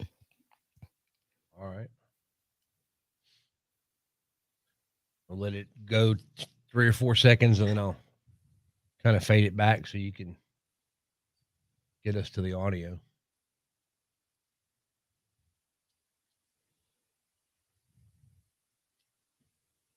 So are you familiar with this show, American Housewives? No. Oh, okay. Chris, thanks. Me neither. So we'll just ask him, hey, what about this show, American Housewives? Then we'll start talking about Napoleon Dynamite and Office Space. Who, what are you talking about? This guy we're interviewing in 20 minutes. Oh. He's promoting a show called a sitcom called American Housewives.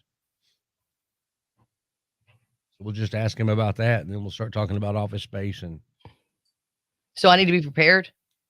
I'm not. I'm never prepared for an interview. It shows. Does it? Okay.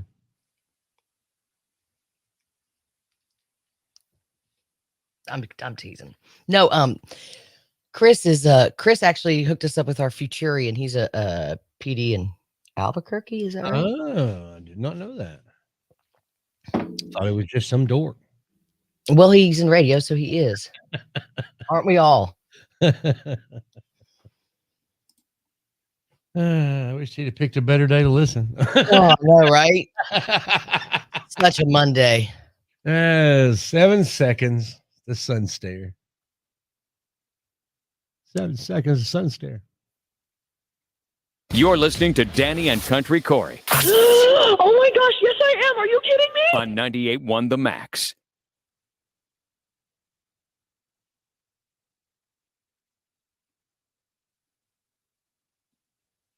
So who are they? Who are the Sultans of Swing? Mark Knopfler from Dire Straits explains. There's a Dixieland jazz band playing down in, Deptford or Greenwich, and almost nobody in but some young lads, were over in the end of the pub playing pool. At the end of the night, the trumpet player or whoever does the announcement says, well, right, that's it. It's time to go. He says, we are the Sultans of Swing. And you couldn't be less a sultan of anything, if you were in that band on that night in that pub. They were the worst band he's ever heard. You couldn't be sultans of anything. So now when you listen to it, you'll know what he's talking about. I found that very interesting with Tom Petty's documentary that came out right after he passed away. It's so cool to hear. A lot of his songs are like things his parents would yell at him. And then so now when you hear him, you're just like, oh, wow. That's nothing like I thought it would be. Where did you see that documentary? I should very much like to view it. Do you remember? I don't know. No. There's so many places now that documentary. Right. You can't keep track. Ultimate Guitar surveyed its readers and came up with a list of the 25 best albums of the 80s. Naturally, it skews heavily toward rock. Let's see. Appetite for Destruction by Guns N' Roses is number 2. Back in Black by AC/DC is number 1 or number 3. And what's number 1? Quite possibly the best album of all time.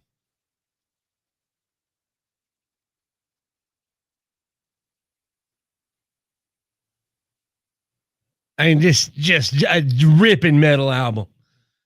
From the first track to the last. It's just awesome. I don't know if you know this or no, this is not Danny Bruns, but I like Metallica. And it's Metallica Master of Puppets, number 1 list of the 25 best albums of the 80s. Wow. It's just so much. It's just such a great album. I can't help but feel it all over me. All right. Well, I got bad news from your favorite person on earth, Danny Bruns. The Tiger King is going to get divorced. Great. And there's more news from the Tiger King world. Just all kinds of crazy stuff there. We'll talk about that coming up next. All right, I didn't know where to go next, so I just. I thought we were doing senseless in that interview. We're doing. I thought the senseless was at 40. Okay, that's fine. And we do the interview or do this story before. That's what I was thinking. It's kind of where my head was at.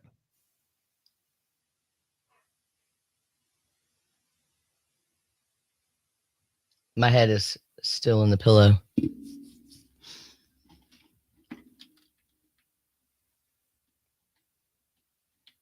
Be a fly on the wall in your conversation with other people today. Corey was such a dummy today. He screwed up everything. Pissed me off every minute of this thing. What have you screwed up?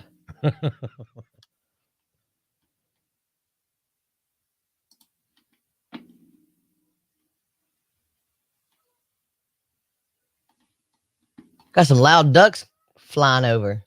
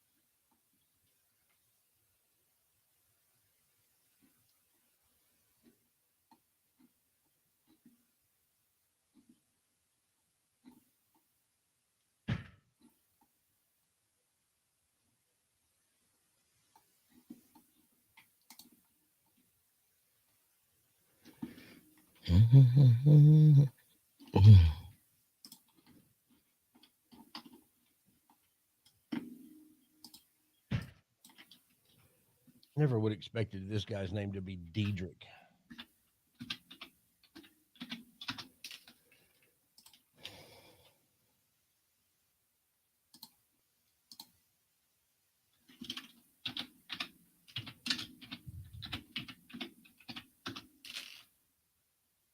Oh, yeah, he was in Beverly Hillbillies.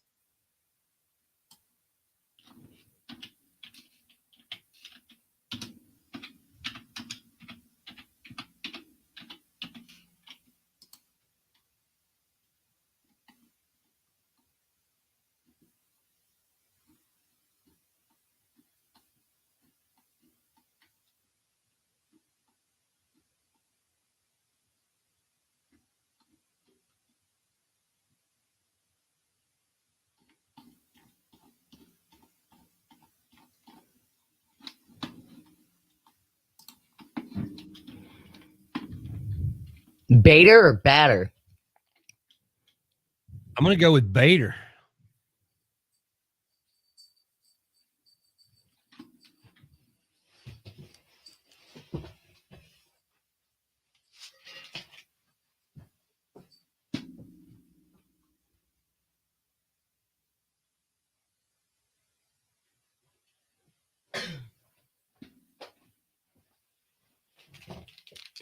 Oh, Willie's just roaming around downstairs in his wheelchair.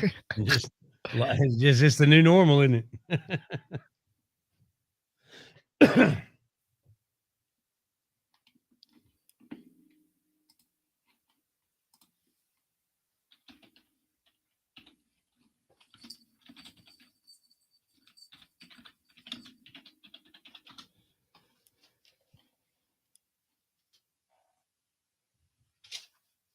You know, earlier when that sweeper cut off, Mm-hmm. and you had that look on your face because you noticed it, I just hit the button. I turned the button off prematurely. Gotcha. I mean, he can really change his look. He really can.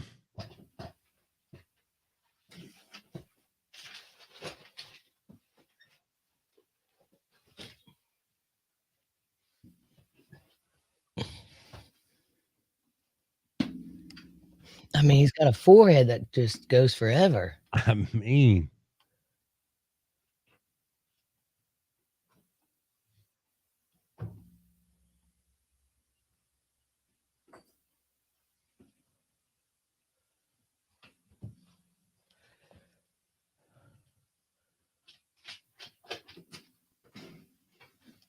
What are you doing?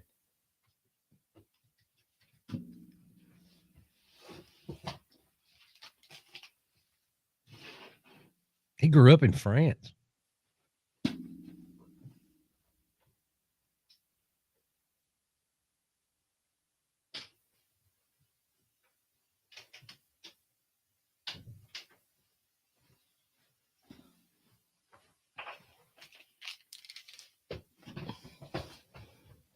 Want to do Call that a 5 head. Do what? You want to do that's easier? Sure. If you want, I'll start it. Since we're going with no sweeper.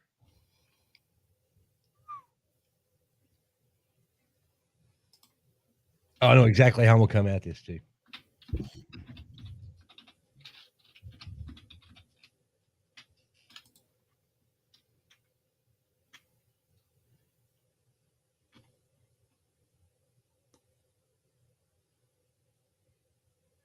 Danny Bruns, how long have you been over the whole Tiger King thing? Nah, I'm still on it. Are you really? Yes. I thought you were way over it because I'm not. I'm not even close to being over it. I am anything Tiger King. I mean, I've got a new jumpsuit with the name on it. You're just being mean to me. It says Tiger Queen. Joe Exotic is getting a divorce and somebody poisoned Jeff Lowe. All over the weekend, it seems like. We'll give you those stories right after the rival sons. Okay. That work? Yeah. So he was in the remake. Yeah, who was? Beverly Hillbillies. Yeah, it was his first movie. Was the Beverly Hillbillies movie.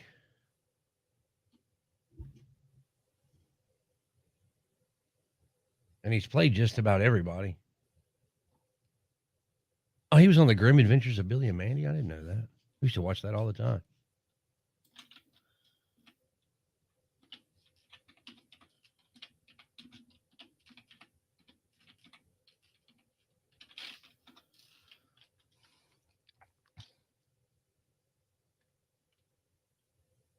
Why don't I remember this character in Napoleon Dynamite? You don't remember the Taekwondo guy? Ryan Kwando or whatever it was? God, he has done so much stuff. You don't really have any idea everything he's done until you go to Wikipedia. Good Lord. I know. It's just...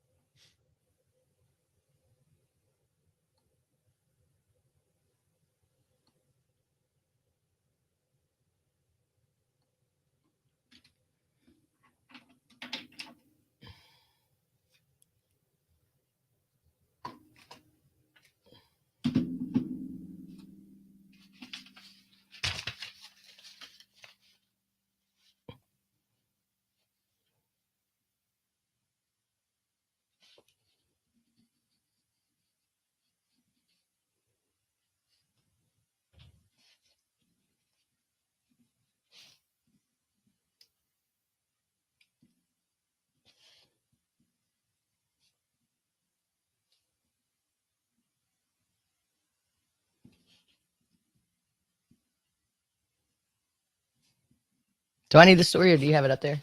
I've got it. Yeah, when I opened up Show Prep today, I was like, the one day Monday is kind of when we rely on it. And I was like, oh, this is terrible. I know. What is this stuff? I don't even know half the stuff what they're talking about. This DFT thing is going to catch fire, and it's so hard to understand. What's DFT? It's a digital signature on a file that like makes it worth $1 million. I don't really get it. I've read many things on it, and I just don't get it. So a picture of like boxes sold for almost $1 million because it had this DFT collectible signature on it. And basically, he just bought a JPEG for $500,000. I don't know. I don't know. My head's spinning. Yeah, exactly. Maybe it's NFT non-fungible token, or I don't know what the hell it be. I can't get over the word fungible. Makes it sound like it's going to get a fun guy. I don't know.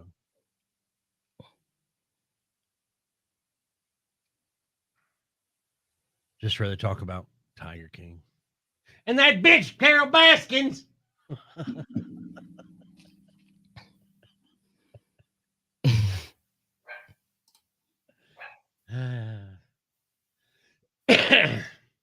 I'll never forget the first time I watched Tiger King. I was absolutely blown away. You watched it more than once? No.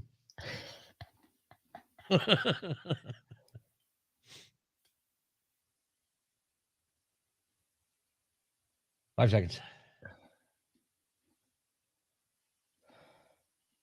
You're listening to Danny and Country Corey. Good show. On 98.1 The Max. I could not get enough of Tiger King, Danny. It doesn't matter if it's been a year since it first came out. I am still fascinated with that Tiger King train wreck. Every time something new comes out, I watch it. Me too. I love it. So Joe Exotic and his husband Dylan are getting divorced. Isn't that sad? I mean, I thought those crazy kids were going to make it. I know, they were so perfect for each other. Well, maybe. Dylan posted on Friday they are splitting, but he added, "We are on good terms, and I hope it can stay that way. I will continue to have Joe in my life and do my best to support him while he undergoes further legal battles to better his situation." Must be hard to be married to somebody in jail. I would say it's very difficult to be married to someone in jail. And I think the whole thing is kind of sad, not taking up for what Joe Exotic did, but, you know, those guys who started the documentary just went in there because they thought this guy was, you know, kind of exotic. Yeah, quirky. Yeah. And then they just start unraveling all of this stuff, and it just keeps going and going. And just when you think it's over, there's Carol Baskin. That bitch, Carol Baskins. And Joe had this to say in an email to his attorney: "We're not going to get in a hurry and get in a legal divorce. He's going to do what he thinks he needs to, and I prefer to stay married right now so things don't get complicated. And if I live through this, great. We'll figure it out then."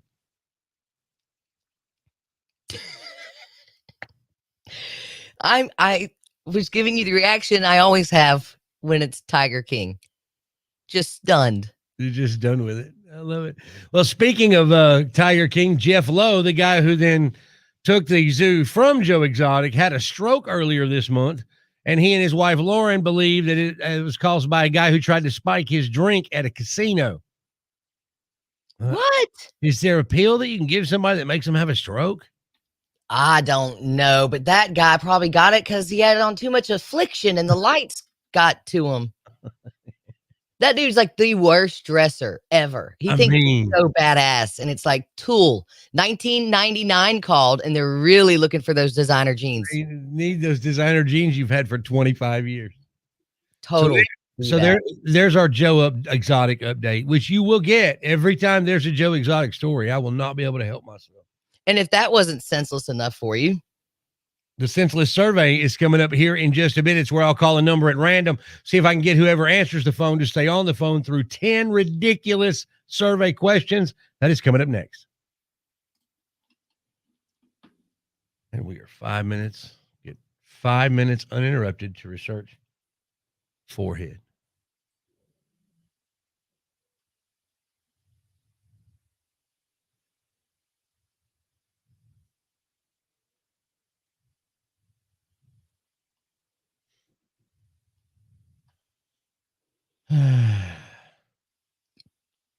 So what is this point of coming on today? To talk about American Housewife.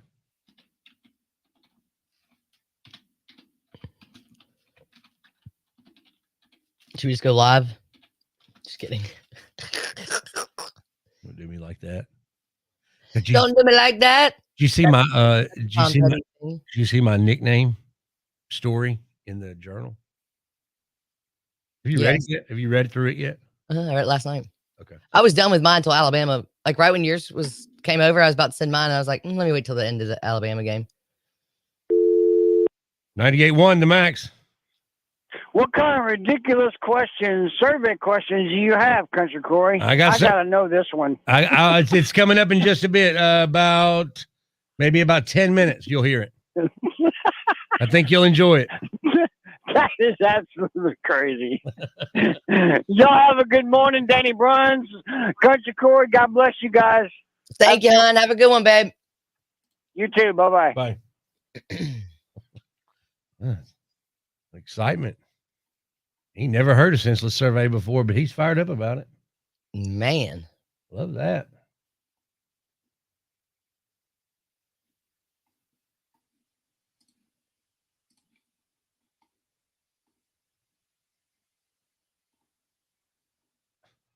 Chad got his distraps done.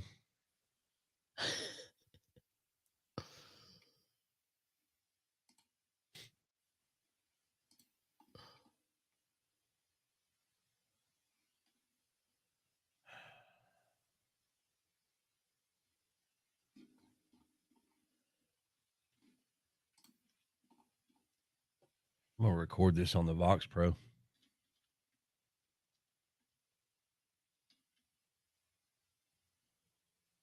You come up with some little game for these celebrity interviews. Of course, they always say keep any of those trivia games short, you know. No, I agree.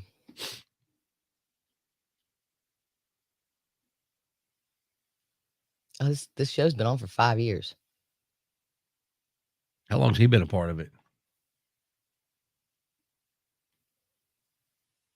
I don't know. Season 5 finale. Oh, he's been on the whole show.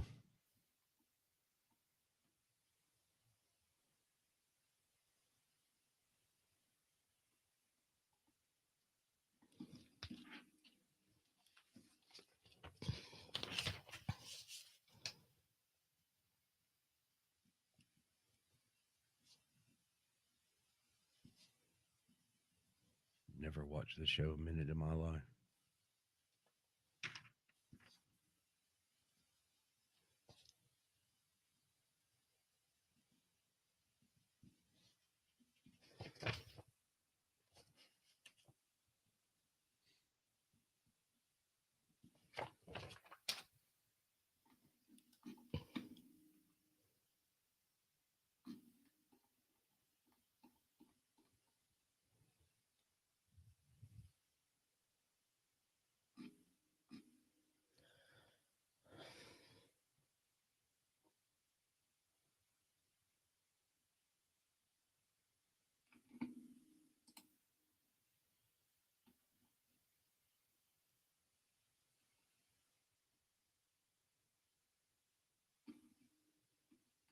Does he have a family of his own?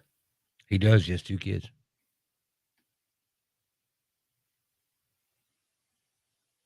You don't ask him about his car's extended warranty. I'm going to say that first. I'm going to say, oh, here they are. 98.1 the Max. Good morning. It's David Levin from Wise Brother Radio. How are you today? Wonderful. Well, actually, I got this pain in my side, but you probably don't care. We could spend some time talking about that, or you could talk to Diedrich. Let's do that. All right, do that. I want to talk about the pain in the side. We want to know about your extended car warranty, Diedrich. Yeah, we're just calling it. We're just calling for the vehicle owner. Calls. Are you getting those calls? Yeah, all the time. I get all this, and my wife's car is 21 years old. They're like, the warranty is expired. I'm like, yeah. Has been for a hot minute. All right, Diedrich Bader is joining the show this morning. Yeah. Diedrich Bader is joining the show this morning. You may remember him from American Housewife. You may remember him as Lawrence from Office Space or anywhere in between. Good morning, Diedrich. Good morning, Danny. How are you? With the exception of your side. I know that's hurting. Actually, I'm Corey. She's Danny. Hi, Diedrich. Oh, I'm sorry, Corey. It's fine. Everybody does Danny, that. how's your side? It's really my ass. Corey's quite a pain in the ass on Mondays. He's got a case of the Mondays. Yeah, case of the Mondays. Oh wow. Hey, we were just looking at everything you've done. How do you have time to do a radio interview when you've got all this going on?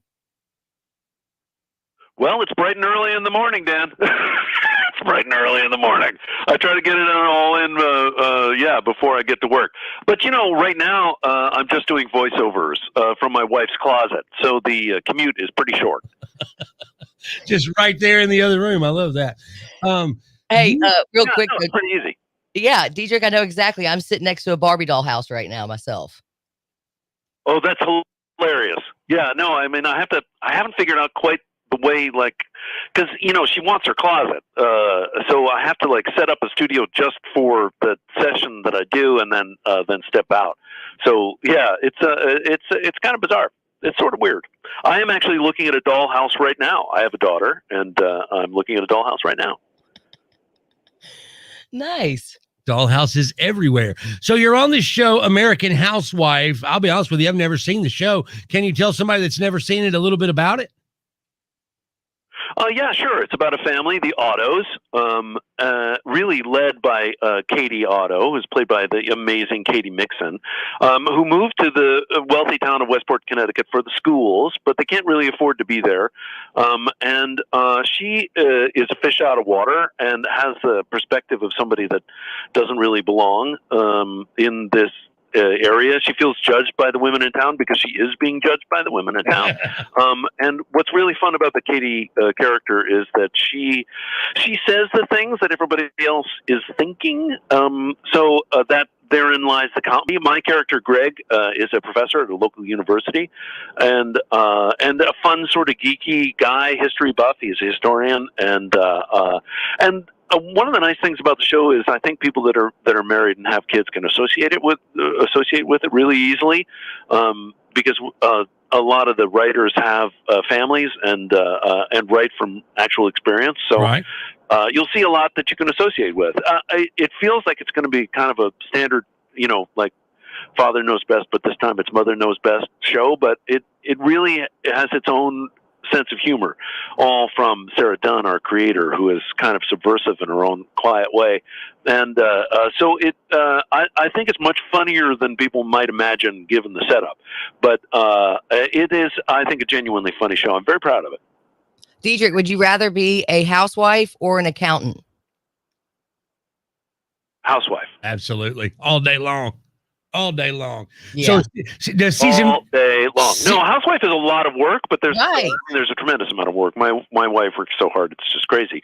But the rewards are great. I mean, you get to be with your kids at the end of the day,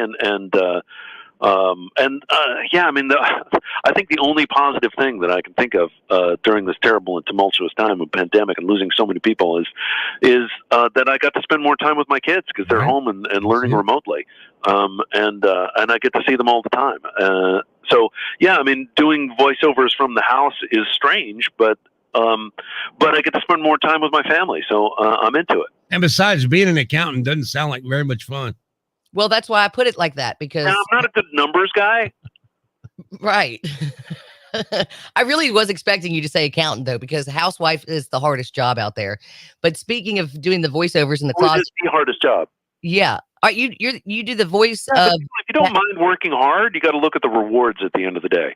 I mean, that's the thing, like working on Housewife. The hours are really long, but at the end of the day, we have a show that we're really proud of, and I laughed all day, and that's also one of my goals, is to have a good time in the brief span that I'm given on this planet, to have a good time and to try to give something positive up to the world. And I'm hoping that American Housewife and the comedies that I've been involved in gives people some sort of sense of relief.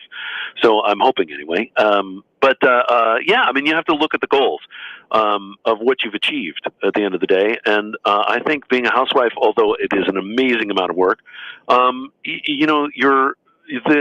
you've achieved at the end of the day is a truly beautiful thing. And I guess being an accountant, you might have I don't want to put down all accountants, mostly because I don't want to be audited. But yeah, I think it's a good job, rewarding job. You're the voice of Batman in the animated series Harley Quinn, and you're also going to be in the feature film Jay and Silent Bob reboot. What are you currently working on?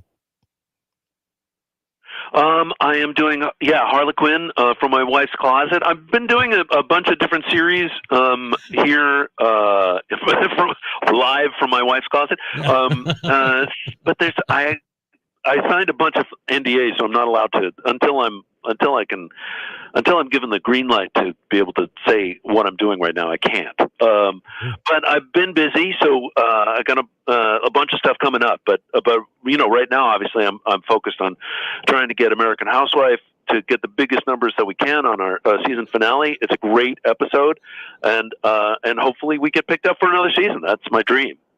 Diedrich, you've done so much. You've done so many characters. Your character always changes. I mean, your look. I don't recognize you in half of the stuff that you've been in. So I was wondering, have you ever been mistaken for another actor or someone else? Oh yeah, I get mistaken for Vince Vaughn a lot. Sometimes French Stewart. It's basically all the guys with a big forehead.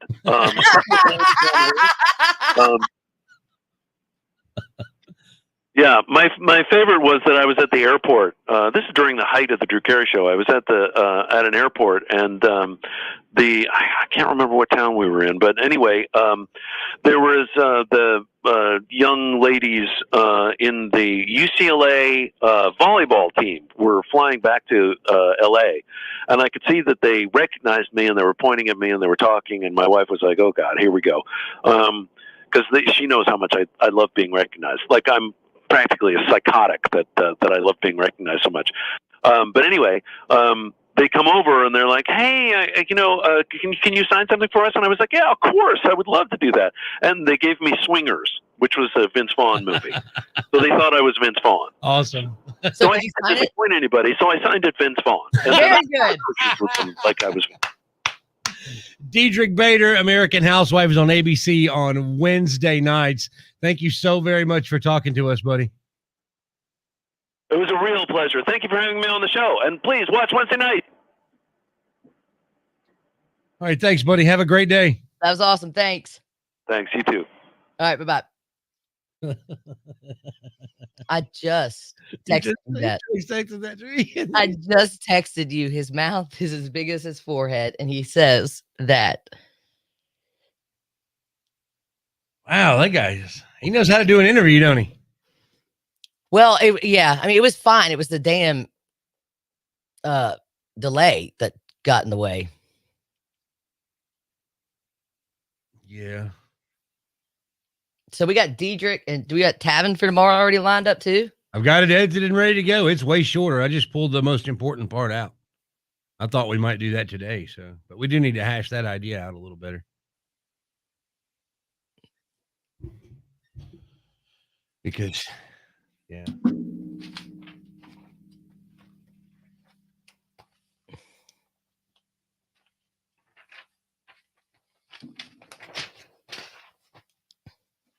We're going to play some of these warranties for Ross. Sure. Perfect.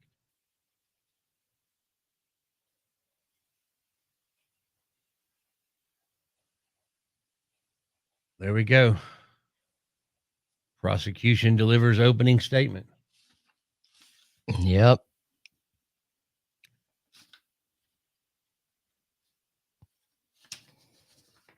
What are the charges exactly? Do you know? Mm-mm.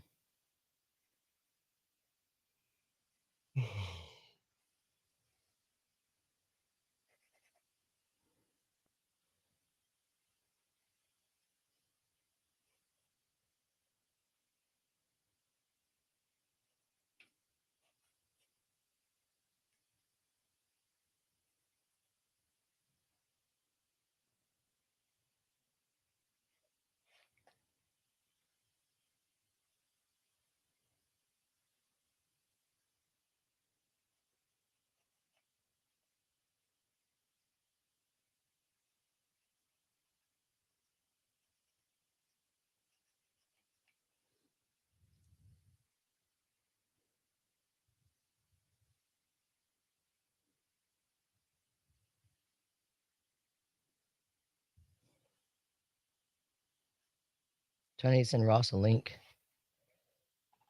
Did I send Ross a link? I think I already did. Okay. What Yeah, I did. which ones do you want to play? I'm gonna let you do it. Which ones do you think? We got to use Josie's.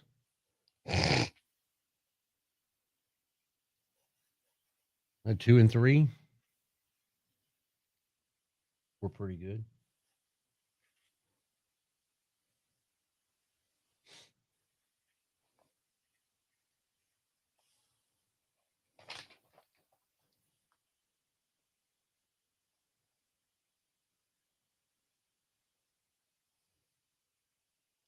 We did that break earlier. I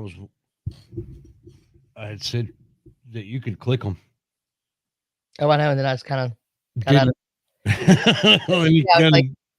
out of habit to do it, you know? Right. I always forget you can see and manipulate this thing. I'm really sick of my kids using my pens.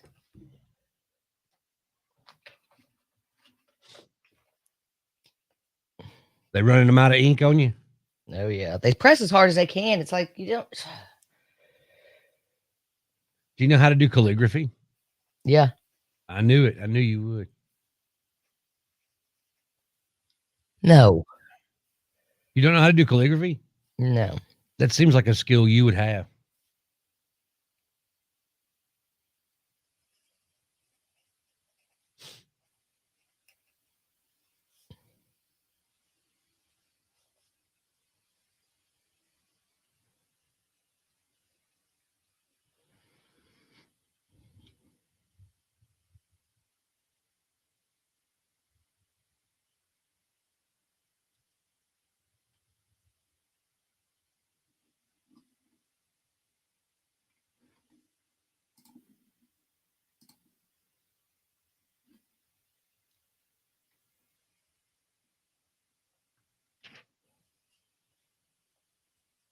And that guy just talked and talked. That's the way to do an interview, though. Don't let the interviewers get a word in edgewise. Then it can't go bad.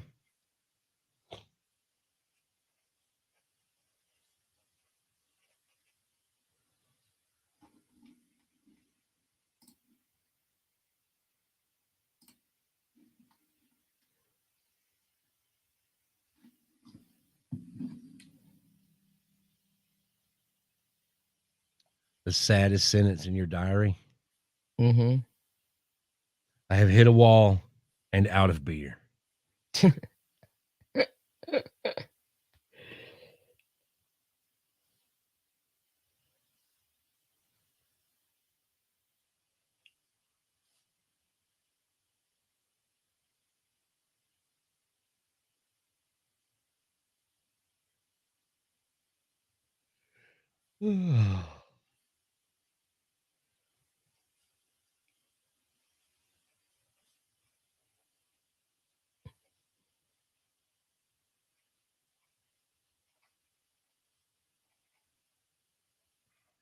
Did you get in a full hour of softball? Oh, yeah. Did you hit them some grounders? Oh, yeah. Couple pop-ups? Mm-hmm. McKay was playing softball. I used to piss her off. She wanted to pitch, but she couldn't. She wasn't any good at pitching. So we get out in the backyard, and I'd be like the umpire calling the strikes. And she'd throw about 10 pitches, and none of them would be strikes, and she gets so pissed. She'd yell at me, and by the time she threw 20 pitches, she was storming in the house, throwing her glove down. Well, you're trying to make her better. She just sucked. She was a good catcher, though. I mean, she got it. As far as that goes, hey, Ross. Hey, what's happening? Happy Monday. Happy Monday to you. Yeah, glad it's almost 10. I believe it. We've been plowing through this one, but ooh, yeah, struggling through it. All good, man. Sometimes it is a struggle. Sometimes they can't all be winners. As I was just gonna say, they can't all be Pulitzers. No.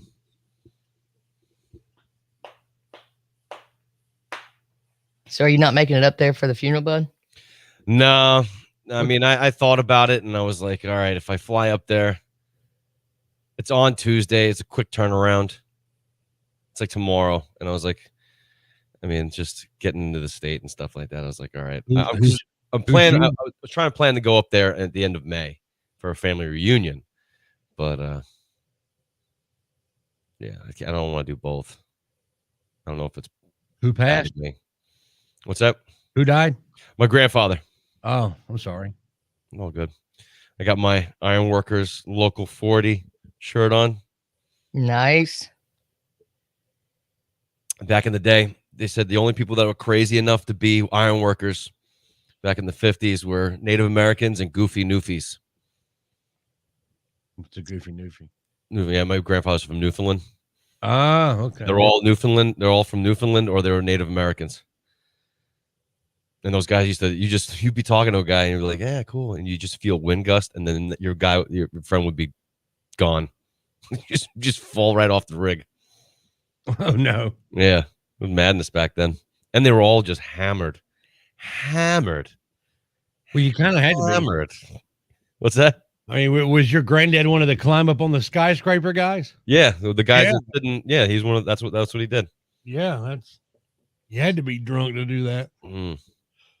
And apparently from Newfoundland. Yeah.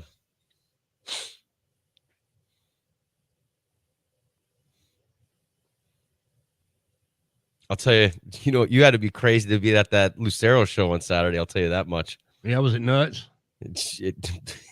Dude, when they paused it and the tornado sirens were going off, that was quite a thing.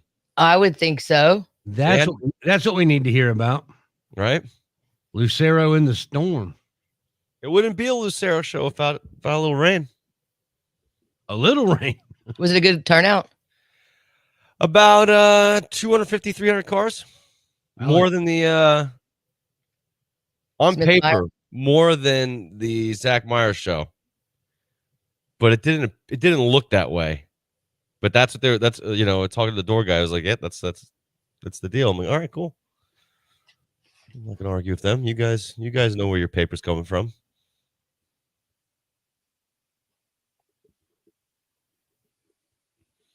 Apparently, I got out of there at the right time when lighting gear started falling. Nuh-uh. Yeah. It was gnarly. It was gnarly there for a minute.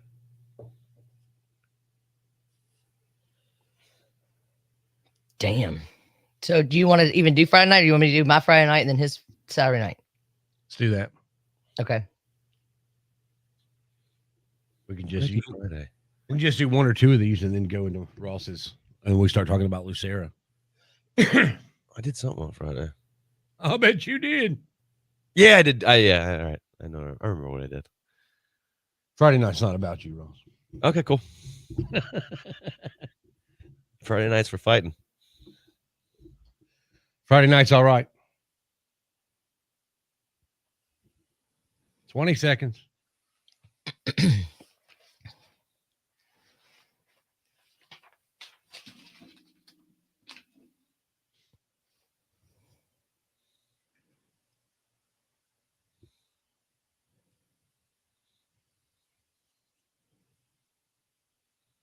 It's Danny and Country Corey on 98.1 The Max.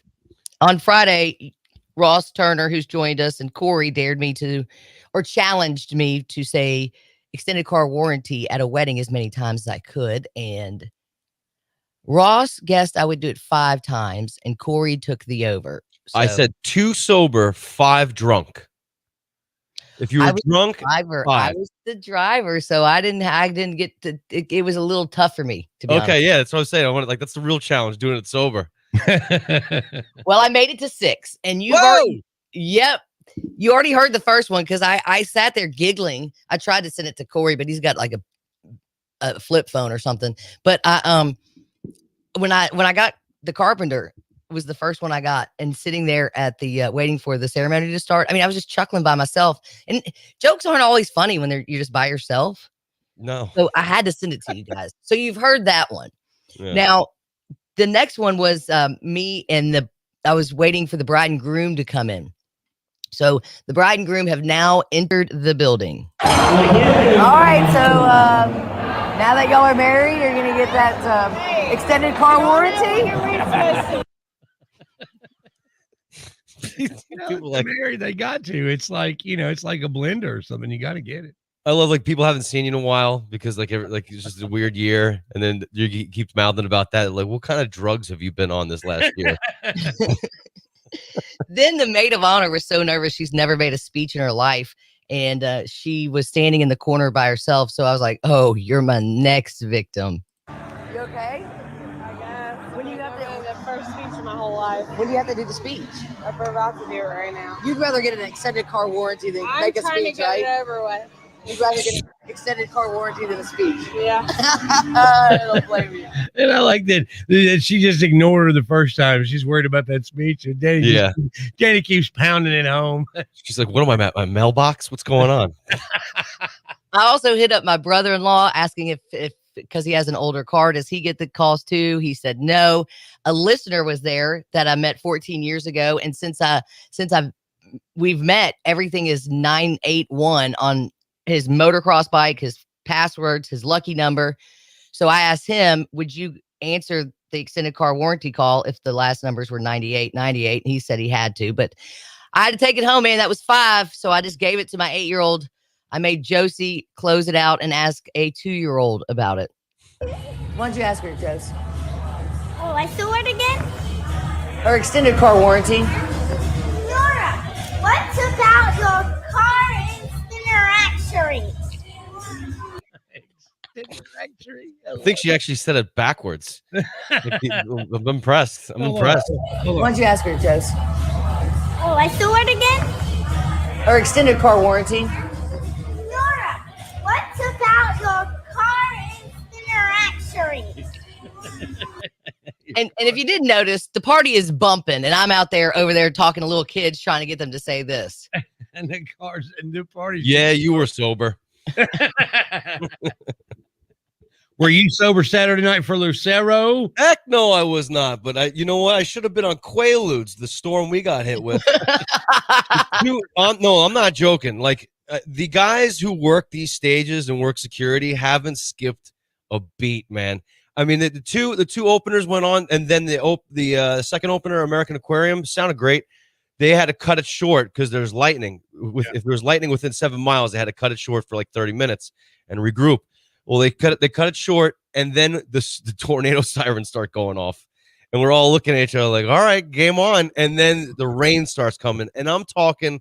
At one point, I'm talking to one of the guys in security, and a bolt of lightning goes right behind the screen, lands right behind the screen, when the driving screens, and I'm like the guy who's in the bad neighborhood when they hear the car backfire, and like you hear like a pow, and I just duck. No one else flinches. All these salty dogs who've been working outside all these festivals all these years are just like, yeah, okay, all right. Ross is a little squeamish, a little timid. I mean, I'm talking rain's coming in sideways, the whole 9. They wait for a lull. Lucero goes on, starts playing. They play like 3 or 4 songs. People started pulling up because some people started driving and leaving, but they allowed everybody to kind of like who was in the back to move up. People are out. They're standing in the rain. And now it's raining. No lighting, but now it's raining. And apparently, like after 4 songs, I left. I'm like, all right, I'm gonna get out of here. I gotta go be somewhere else. Apparently, lighting started falling because the wind it started picking up again. Right. I think they cut it short again. Well, don't you love that we've been waiting how long for a live concert, and God's like, you will not have it. That's you just will not have a concert. That's a Lucero show. It would not be a Lucero show without a little bit of rain. I mean, I think 2 years ago it was they had to actually cancel it at Minglewood because of the rain. It would not be a Lucero show unless God gets involved. Yeah, you haven't heard some of their songs. I don't even know what that means. All right, what do you have coming up? Coming up, I had something. Why did you distract me with all that stuff? About this. If they're gonna put guns on their state flag, this state's got to put dildos. It's coming up on the Max. A masterful tease. Nicely done. I'm going to be hanging around to hear about the dildo state. Mm-hmm. Got to be Massachusetts. It's South Dakota. Oh yeah, that's a good one too. More sex toys are sold per capita in South Dakota than any other state. But like Montana, they tried to put they tried to pass a measure that put guns on their state flags on Friday.